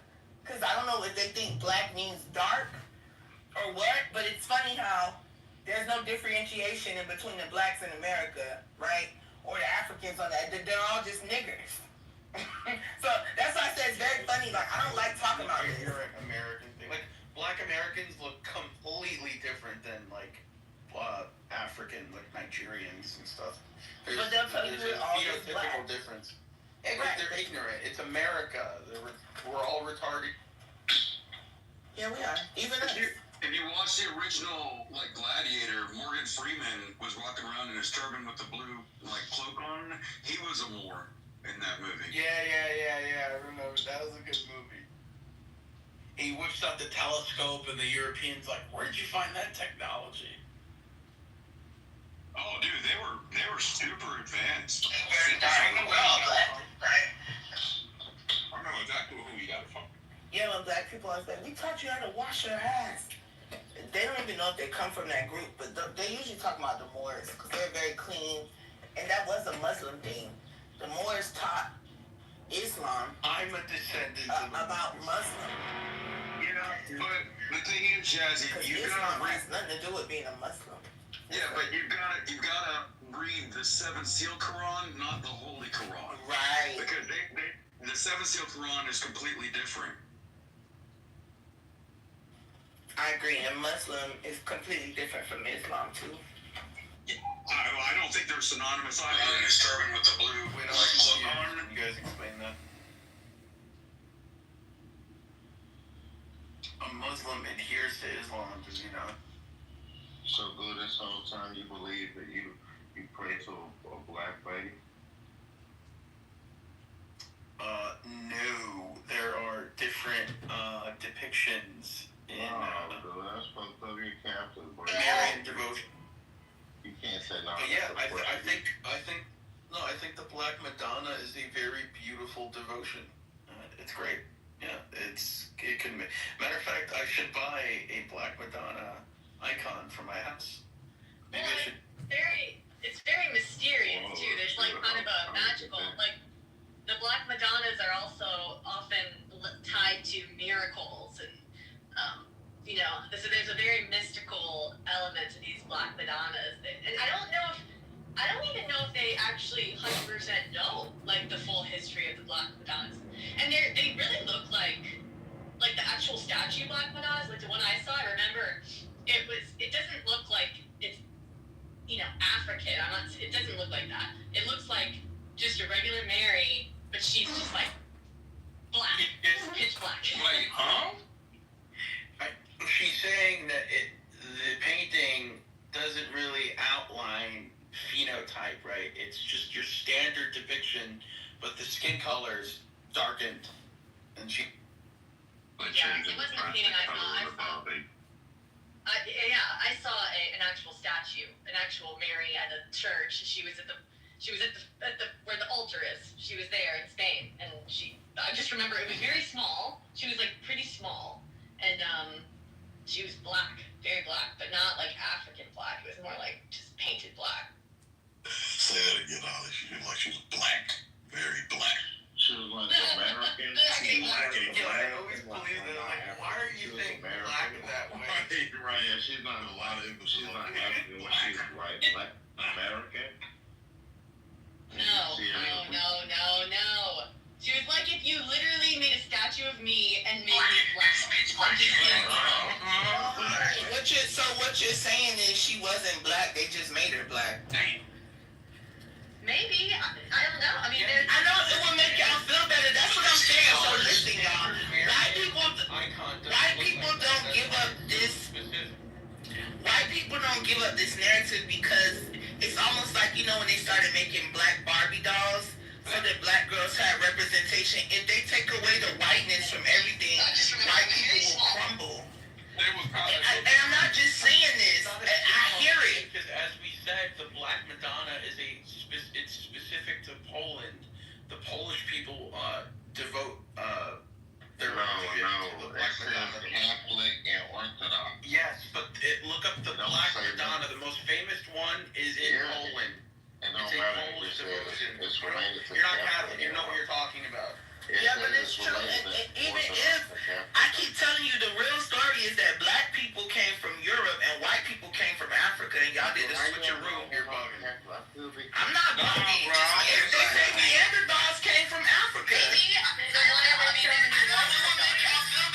We don't care about them. Because that's what y'all do to diminish. Okay, Holly, let me ask you a question. Holly, one second, go. Holly, Zipporah. You know who Zipporah is? Moses' wife. Anybody want to tell me where she was from? From Ethiopia. Okay, so why don't they ever talk about them in the Bible? Who were the Ethiopians in the Bible? Where are the black kingdoms, the Ashantis, the Malis, the people that show white people gold? Where are their stories in history? Why don't they ever talk about it? Can you explain to me, Holly? What do you know about the Mali Empire and Mansa Musa? I guess because Jesus Jesus not go there? I mean, was he just mainly another Middle Eastern? That's what I'm trying to tell you. It's a brainwashing technique, which is why we don't read the original Bible now. And I think the black Hebrew Israelites got one thing right. The white race are Edomites. God. You're Edomite. God punished Miriam. You're an Edomite. You're an Edomite. You're an Edomite. You are evil, and you're not even supposed to be here. I'm a descendant of Esau. Come again. It's an Edomite. Yes, he's on one again. That's why everybody don't like us, because they know who we are. Right, that's what I'm trying to tell you too, Holly. That's why I said we don't even have to get into the crux of it, because I'm going to get real nasty. But all you motherfuckers do is steal narratives. And it's very weird that they don't talk about the black narrative. They don't talk about where the fuck black people come from. Ain't no way we all crawled from out of slavery in Africa. You know where black people come from? I know where your mama come from. She come from a slave in your mama come from a slave in the Dominican Republic. Yep, she come from the cave. Yeah. Dominicans have been I think the black Hebrew is y'all are really Haitians. 80% of You're really Haitians. Yeah, you just 80% of And it's mighty funny. Cool. Isn't it funny that on one landmass, people are separated by skin color through a country border? Dumbass nigga. Yeah, they do. Dumbass like How come Haitians are stuck over there and nobody over there look like the people from over there? But you'll catch a few little black niggas over there on the other side. But I'm telling you, the caste system, no, Dominican Republic is a war zone, nigga. They just white, so people don't talk about it. The fuck, nobody wants to go to DR for real. Dominicans aren't white. What are you talking They are pretty much y'all mixed. What the hell? Yo, are you slow? They're mixed. Y'all not black. Y'all not us? What the heck Yeah, y'all they're not black. They're mixed. They're Them niggas check off white when they come here. This cool. The most Hispanics. I will when you let me finish. I've been talking the whole time. You just been talking. So you know I'm gonna get ignorant. The most Hispanic city in Miami, Hialeah, is the whitest city in Florida. Y'all think y'all are white. You are. Okay. You're not black. Let me explain. And don't try to fucking cling on to the fact you're not white when you trying to fucking be down with oppression, bro. The Dominican Republic, or Haiti, has its own ethnogenesis of its own. Yeah, I don't like Wait. Separate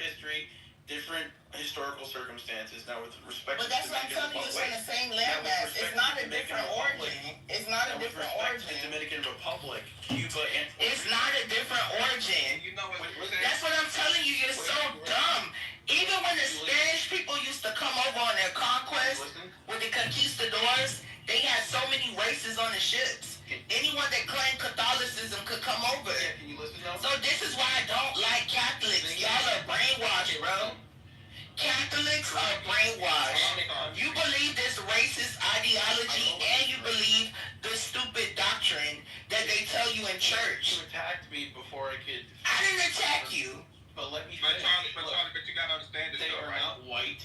They're not black. They are a mixed race people. It's called. No, you're not. You come from Mestizaje. Spain. See what I'm saying? You're using Spanish. You're using Spanish caste ideology on people. Exactly, because that's where. Yes, because you're a eugenicist. You're a eugenicist. It's not us. You just call them people mestizo. Mestizaje means mixed race society. Bruh, that is a Spanish word. So what? So that means you're a mix. But then you're like, that's an American thing. Okay, so you still want to be European, but No, you're not making no sense, bro. They're just as African as they are No, European. they're not. They're not.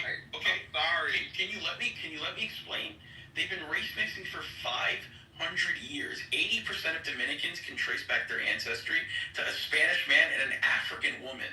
Okay, this is a fact. Also, the identity is not reliant on skin color. That's just not what it is there. And also, before you insulted me, I was going to say black people came from Adam and Eve like every other human being. Okay. No, we didn't. No, we didn't. We didn't come from them. You don't Adam and Eve is who Jewish people came from. Yeah. Lilith was already around. We've been here for over thousands of years. What did you That's talk what I'm about? saying. We did not come from Adam and Eve. And you should know this because if you look in the Bible, right, there's only one group of people that emerged from this story, and it's not anybody else. Go ahead, Blake. No. You're not making no sense, bro. You love her. I'm not down with the hotel niggas at all. I don't think I'm an Israelite. I think I'm an. She's a nigga nation. You think that the white was coming from Yakub? Yakub did? Yeah, I know Yakub. He made them white people. In the lab of the Congressman. Lab. I ain't gonna lie though, like, I met this Eritrean lady, and the Eritrean lady was saying how they was making white people in Eritrea. Jewish people came from. Test tube babies, pretty much. No, she didn't, but she said they never turned white. They just light-skinned Africans. You don't know my genetic ancestry result. Look, let me tell you I something. don't believe in Hold on. genetics.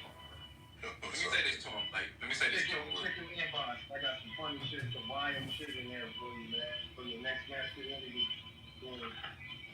But here's the thing, though, right, my dear Charlie brother. This nigga go African. This nigga, that's the thing. You not us. That's the thing. You come from African, man. Nah, he is us. No, he's No, he not. That's why Latina women, all of them got big ass booties. Cause they are little Africans, bro. And the fact that they put Africa on blacks should tell you something. Africa is white. White. White. You know what's crazy? Brazil has the largest population of black Africans outside of Africa, but nobody knows that. But let me ask you this And question. look at the masses. But let me ask you this question. Why Dominicans don't like Haitians? If y'all claim to be Because I believe the Haitians occupied the Santo Domingo region until they rebelled. And I think Dominican independence saves the other. The Spanish people kicked the Dominican people off, the Haitian people off their side. And you know, it's funny, the Dominicans then warred with the Spanish and kicked the Spanish out afterwards. No, I don't think so. They did. Look it up. You guys can look this up. They kicked out. Y'all just don't like. They kicked out the rich Spanish people because they're still They kicked Spanish. out all the Spanish. They kicked them out. They didn't want to be under the Spanish monarchy. As did every other country in Latin America. They all kicked the Spaniards out. They didn't want to be under the Spanish. I think the Spaniards left. There was nothing else to do there. Yeah, imagine. No, there was a war that was fought, guys. But you know, I gotta give it to that Haitians. I gotta give it to them. They fought. I gotta give it to them. They some real niggas. Cause they was from here. 1844. Fight for independence. Shout out to my Haitians. So that's what I'm trying to say. You mean to tell me these little po-ass indigenous slave motherfuckers fought for their independence from Spain and they won? Spaniards, They kicked them. Y'all sound slow. So how they even make it in there in the first place? They wasn't strong enough in the beginning? They tried to reabsorb them, but they didn't want that either. The French. I'm looking up the history. The Haitians were occupied by the French. But he's talking about when they ran the Spanish off because on the same Santo Domingue, right, is where you have the split between the Dominican Republic and Haiti. It's the same land. But yeah, Haiti was French. It was Hispaniola at one time. But I'm just saying, when you was asking, like, did they really knock the Spaniards out of there? It's like, no, they knocked the French out, and everybody fucking... Yeah, but afterwards there was a Restoration War, and then Dominicans kicked the Spaniards out after they got their dependence from Haiti. So going through the witnesses of Slave motherfuckers. Come on, Dominicans. So the slave rebellion was in 1804. The Haitians were curtailed, and they stayed where they were. I don't think you know. So the slave rebellion was in 1804. No, And then 1822 to They are all the same people. First of all, most of the people there in Haiti were mulatto. 98% African. No, they're not. Most of the people in Haiti were mulatto. Yeah. They literally sent most of the mulatto people from France to Haiti, bro. They're the same fucking people. The black supremacists in Haiti. Man, you're right. You know what? The indigenous people are on the Haitian side, and the more Spanish people are on the Dominican Here's the side. funny part is that the Haitians have little to no indigenous ancestry. Yeah, because they don't have anybody to test. Hold on, Oscar. Oscar, you there? Because Oscar just found a whole group of natives from North Carolina that they enslaved and sent them to Haiti. So this what I'm telling you, Goo. There's a lot of native tribes that they killed or erased. Yeah, you're right. They won't have no native DNA to test it against. You only got the 5 civilized tribes. So if you're not a part of them, you don't exist no more, dumbass nigga. Yeah, they send a So I said you a fucking Spaniard, a fucking crash dummy, bro. So according to genetic studies here, Dominicans and Haitians. Bro, I don't care about genetics. Did you not just hear me tell you they wiped out a whole group of natives? There's no blood to test them against. Can you let me finish? No! You don't want to hear that bullshit. You know what? I'ma go. I can't believe I'm sitting here arguing with a nigga on a Tuesday at 2:15 p.m. about some bullshit he don't even know about. Go ahead. Okay. Goodbye. Dominicans are mostly mulattoes of Iberian and Indian ancestry. Man, hallelujah. Haitians do not share the same heritage. As for living in the same landmass, that was the reason for a lot of ethnic conflicts. But no, sir, that's a lie. Because we No, you're absolutely right. Hold on. Let me elaborate. I'll let you finish the last time. Let me elaborate further. Hold on. Genetic studies show Dominicans, despite sharing an island with Haitians, are a majority Senegambian when it comes to their Afro ancestry, while Haitians are a majority Nigerian. Okay? So our Senegambian ancestry coincides with the ancestry of the majority of Latin Americans. So even when it comes to their African admixture, it's from a completely different area in Africa. They don't have the same genetic admixture. It's the truth. You laugh. No. So you think the Haitians come from Africa? And you think this brother up here, They were hold on, let me speak. I let you speak. Yeah. The man just clearly just said it was people from the U.S. went to the Haitian island, right? So you can't say those people come from Africa and they still have African American DNA. How did they wind up in Haiti? Nigga, do you not know they had ships, nigga? Are you slow? Yeah, the French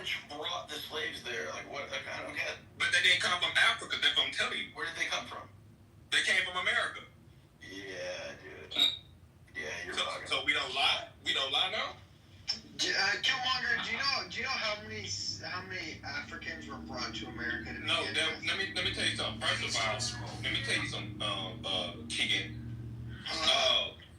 Let me tell you something. Listen. Would it make sense to enslave the people in Africa instead of going to another place and bringing a whole bunch of slaves to America? The Taino people were wiped out by violence, disease, and they didn't survive enslavement. Yeah. So the population And of slaves the was very replaced from little Africa. remnant of Taino DNA exists among. No, it's a lot of us still here. Not the Haitian population. You've not known a lot of those. Here's the thing, though, right? How else do you explain when you go to the DR there are a bunch of phenotypical differences? But here's the thing, though. It's a lot of found here in America. That's not found amongst the Haitians because they kicked everyone out. You guys kicked out all the Europeans. You have no European admixture.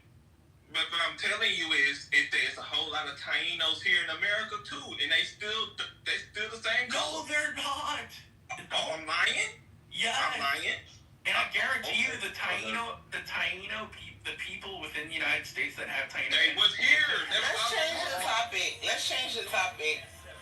Anybody see anything new that Trump did? No, you don't know what you're talking about. I just read a statistic. No, I don't. We don't care. We don't believe in stats. We don't believe in genetics or DNA. I believe I got royalty inside my DNA. I got. You feel me? That's what I believe. You know what's crazy, Jazzy? I think if you told people you were Dominican, I think we was kings. Niggas think I'm Haitian. Nah.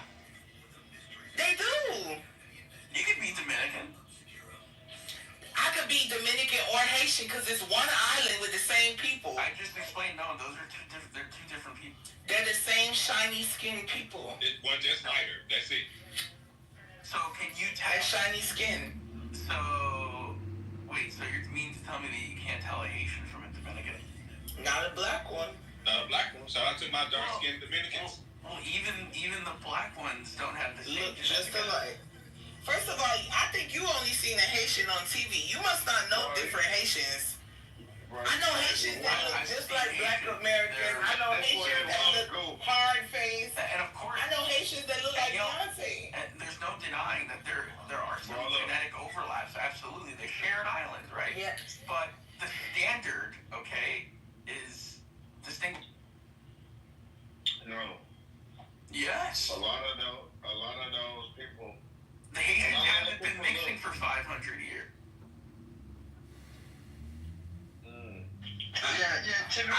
People look all the same. No, we don't. No, they don't. Come on, Killmonger, don't fall into this. Oscar, can you show them that group of native people that they enslaved in Haiti, man, from North Carolina? Because I don't think they understand what happened here in America in the 1490s. When Christopher Columbus settled here in the Americas, not America like the United States, but he kicked off something very brutal called the Native American slave trade. And, it was more brutal than the transatlantic slave trade. That's how they populated the Caribbean, was through the native slave trade. And they erased all those people, which is fine. Who gives a fuck? I'm just saying, stop saying like they don't exist. Because if I tell your little fucking mixed race ass that you don't exist, you're gonna be pissed off. Well, all you are is just a little Spanish pawn. I think that's the problem. I think you're a Spanish pawn. I think you genetically sliced, sir. Sorry. Yeah, you are genetically. You too many different things. That's why I believe in mixing. See, this is racism. We gotta keep this shit on code. Gotta keep it real. And we gotta keep it American. When we start letting niggas from the DR in America, it becomes Americar instead of America. We gotta stop adding R's to the end of our shit. The what? So you want to be American or you want to be black because they're exclusive? It's time for Americans to accept that mixed race people. Well, we don't accept you mixed race. I'm sorry. We don't accept you. We're sorry. Alright, can we my DNA says otherwise. My ethnic and cultural and linguistic identity says otherwise. Alright. Stop imposing your problems on the rest of the world. You're being an American imperialist. Taino people Taino people first moved to Haiti, though, right, Duke? No, they were in the Española, they were in Puerto Rico, and they were in Cuba. Well, Hispaniola is Haiti. Well, it's Haiti and the Dominican Republic. Yeah, but stop saying, you said no. Yeah, it's an island. The Española is the whole island. Right, but it don't matter. You said that it wasn't in Haiti, and it was. So they were the Taino people. No, they were in Haiti, yes, but... And the indigenous name for that landmass was Hayati. The thing is, Jazzy... Hold on, real quick. Go. How did a bunch of people from Africa and somewhere else, after they killed all the native people from that land, who told them the name of that land? It wasn't written down in the language they would understand. The reason why the remnant of Taino... Bro, stop making shit up, and you still gonna try. You're an idiot. The reason why it barely even exists... I'm gonna leave again. The reason why it doesn't really... You're mixed. You're like Italian and something else. Nigga, you have no right. This is why I don't talk to immigrant children, immigrants. I'm not even being funny. Like, this is a conversation I'm not willing to have. Because all y'all do is mix breed and mix breed and mix breed and mix breed and mix... You're too mixed. No, that's not America. That's you. No, it's not. This is what you foreign motherfuckers doing. You brought that here. That's why we were separated. We're sick of y'all. You niggas need to go back home and mix races. We don't do that. You don't do that in America. We're sorry. How you think we keep our skin dark by letting whites in our damn Gucci house? No. We mix with black nigga men. Nigga men. Nigga men mix with nigga girls.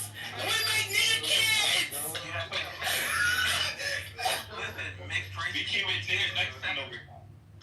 And also, I'd like to add that my Italian ancestors came here in like the late 1800s. So they've been here for a while. They had some... Okay, and? She's speaking about my Italian side of it. She's speaking about them as if they're newly arrived immigrants. They were here since the late 1800s. Nigga, that is a short amount of time when my family been here since the 1500s. That's why I said, nigga, if you don't got no skin in the game, just say that. Immigrant boy, hey, just say that, nigga. You got here late. I think you're just... We been at the party, nigga. You just ain't not you gonna run the show because you're white, because you look white. No, fuck you. You goddamn immigrant mixed breed ass mutant ninja turtle. You genetically spliced bastard. Do you guys hear this? This is really bad. But here's the thing. The Europeans are right. I think Americans really are disgusting. But We are disgusting, but guess what else we are? We're not you. We're not the same. We don't do that mixed race shit. We don't do that. Let me stick my... No, that's a new thing. All of you immigrants, listen to me and listen to me closely. I was born here. You are an immigrant. You're from the Dominican Republic. You work in another country. Spain, bitch. You are. I was born here. My mother... Nigga, so what? I don't give a fuck where you were born. Your heart is in DR. Your heart is in DR, homie. How?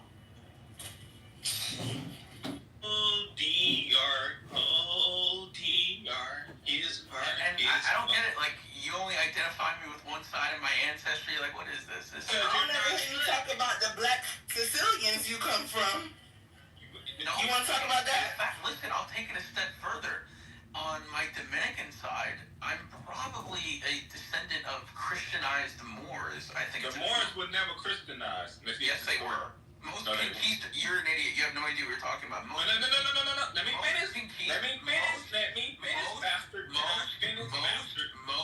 Most conquistadors are Christianized Moors and Jews. You have no idea what you're talking about. Can I speak? I want you to do one thing. I want you to tell your Dominican family to put all the dark-skinned Dominican on TV because I get tired of seeing you goddamn lighter-skinned peasants.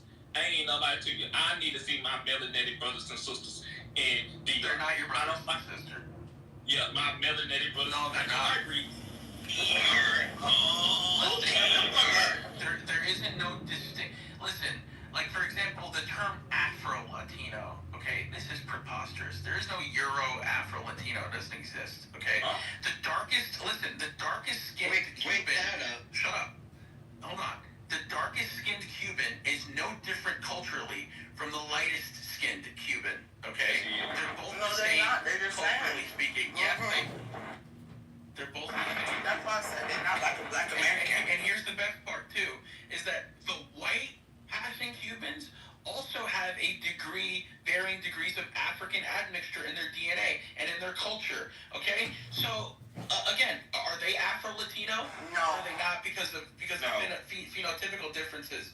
But again, that doesn't exist. There is no distinct Afro-Latino culture as opposed to a Euro. It's all an amalgamation. They tell you it is though. They're wrong and they're self-hating. I agree. Ooh, listen, all the Spanish teachers at my school for Black History Month, they celebrated it just like they celebrated Spanish History Month or whatever, Hispanic Heritage Month. I mean, they know that they all are the same. It's us that don't get it. It's true. It's true. We're all the same. Like, people are like, like Brazilians. Like, Brazilians are the most mixed race society. The largest population of black Africans outside of Africa exists in Brazil. But nobody knows that because of marketing. But that's the truth. Everybody knows that, dude. No, not everybody knows that. Everybody knows that, dude. Is Pele your black brother? Like, is he a part of your brotherhood? Like, this is retarded. Like, No, you should be though. You should be though. So this the thing, when you say, Goo, maybe not you, let me ask Keegan. Keegan, when you see somebody white, do you say my white brother or no? Depends on the one. See?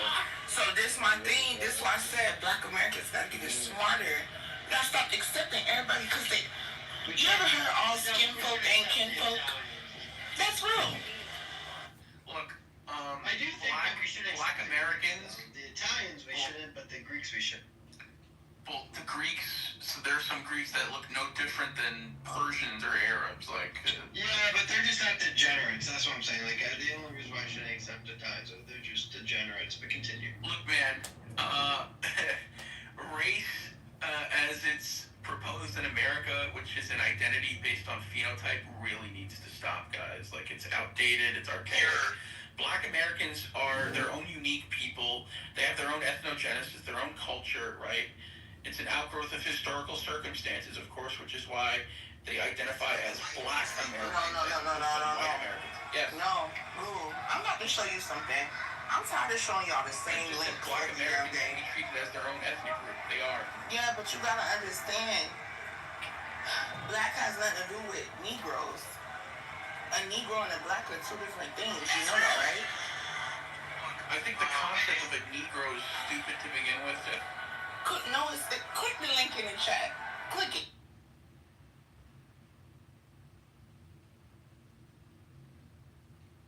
They're just not degenerates. That's what I'm saying. Like, the only reason why I shouldn't accept Italians, they're just degenerates. But continue.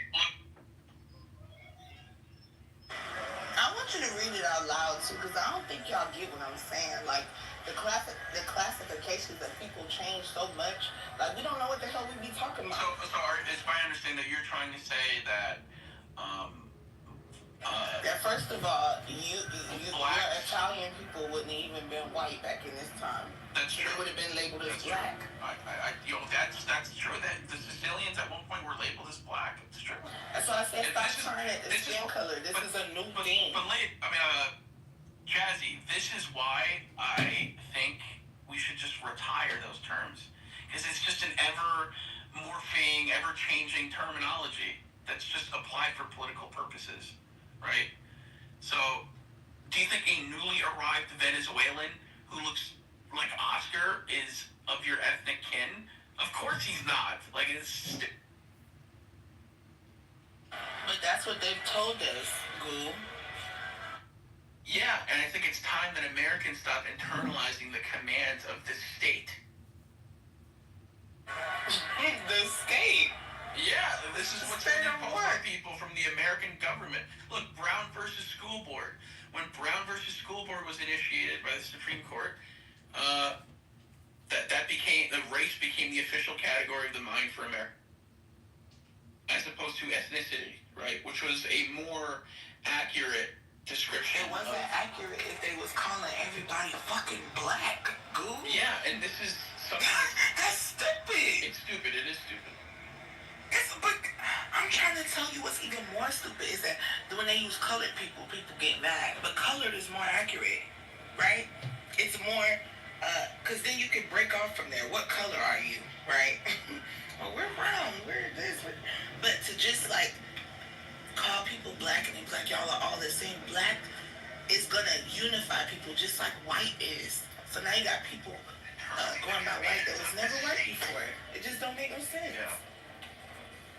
That's what I'm saying. We can't have it. Y'all be trying to have it every way. Like, stop even preaching what used to happen. Oh, well, in Hispaniola, they did this and they did that. Well, here's the No, point. it doesn't matter. It doesn't even freaking matter. Trying to make. Like, look, the things like black, white, they're fine as descriptors, right? If Doc bumps into me in the store, right, I'm gonna go to my parent, like my brother, and be like, hey, that white guy just bumped into me. As an ethnic identity, yeah, that needs to be retired because white is what is white? What does that mean? I can find Syrians that look like Doc. You know, is he a white guy? Right? It's more. Yes. Yeah. Because you gotta know what Aryan. You gotta know what Aryan means, man. That's what I said. Like, what are you talking about, Goo? I'm saying that based off of phenotype or skin color, that shouldn't be the basis of someone's ethnic identity or cultural and linguistic identity. Yeah, I mean, we have, like, you know, like, wiggers, right? Like, for example, the term white, right? White equals European, right? In many discussions, right? It depends on what the discourse is. White is used synonymously with Europeans. And it allows certain people to appropriate aspects of culture and history, unfortunately. Like when Kagan was talking about how his ancestors initiated the Crusades. What is this? You're a Protestant in America. Yeah, but we were Catholic. Yeah, but not anymore. Your ancestors rejected Catholicism. You have no right to appropriate the Crusades. I mean, it's not an appropriation. Again, I had my own family die in the Crusades. Oh, really? You trace back your ancestry to the 12 and 1100? Yeah, without a doubt, actually. Okay, so you know the names. Yes. So you've had people fight alongside Richard the Lionheart, like you know about. Yeah, I mean, So you had family members that participated in the Crusades. Yes. That imposed Latin Christianity on the Levant. I don't know if they were imposing Latin Christianity, but well, you said they fought the Crusades. Yes, but many, as you probably know, many Europeans fought the Crusades. Oh, so you're just basing off of European descent. You don't really know that for sure. No. We without a doubt have actual names of people in our family who fought the Crusades. I find it very hard to believe. Well, Europeans did really good job, especially if you had a strong family name at keeping records. And this is the fun part about being a European is that we're able to trace so far back. I don't believe it. Yeah. So you've had people. But it's the same thing as. No, because there are many people who come from various family names of aristocratic backgrounds, and even they can't trace their ancestry. Real cool. That's okay. There's family trees, and then you have ancestry. It's the same idea about Charlie as saying as someone who said I'm proud for my family fought for the Confederates, even if I don't hold the same views of the Confederates, right? It's the same thing. We don't know what the Confederacy meant. That's another. I understand, but I'm just saying, as a Protestant, I can be proud for the Crusades that pushed back Islam on Europeans and paganism on Europeans, and I can be proud for my family being part of that. Same thing. Okay, so who are the names? I'm not here to dox myself. No, that's not a doxing. We're talking about.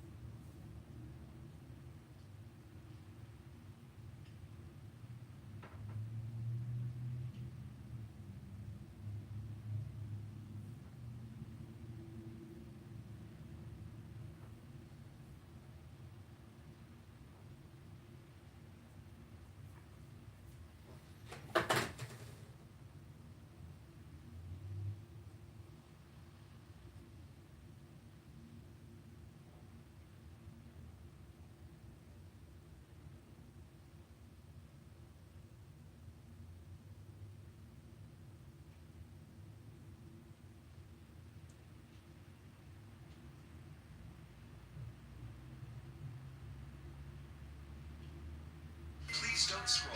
I'm just trying to become a big content creator one day. Enforcing the commands of the state. That's right. Look, you're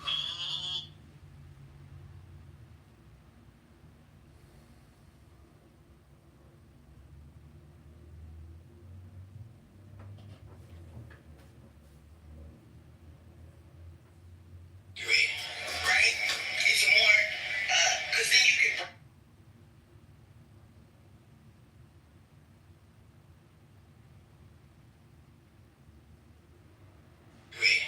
Right? At least she treats me like I'm somebody.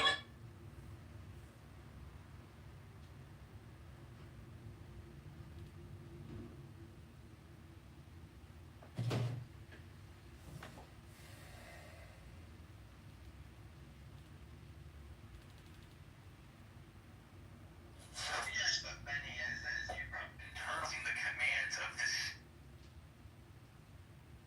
Please don't scroll. Please don't scroll. I'm just trying to become a big content creator one day, but I have no supporter.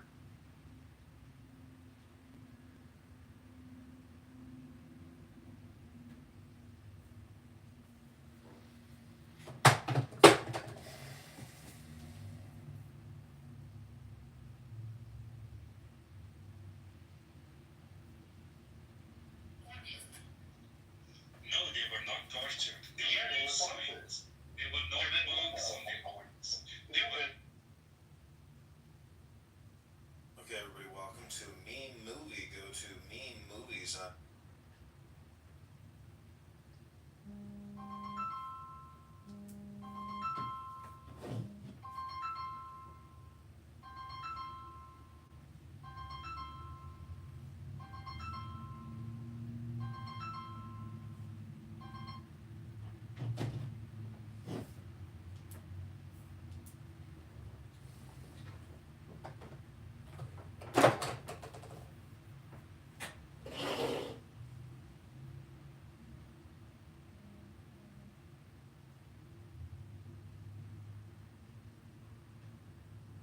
Please don't scroll. I'm just trying.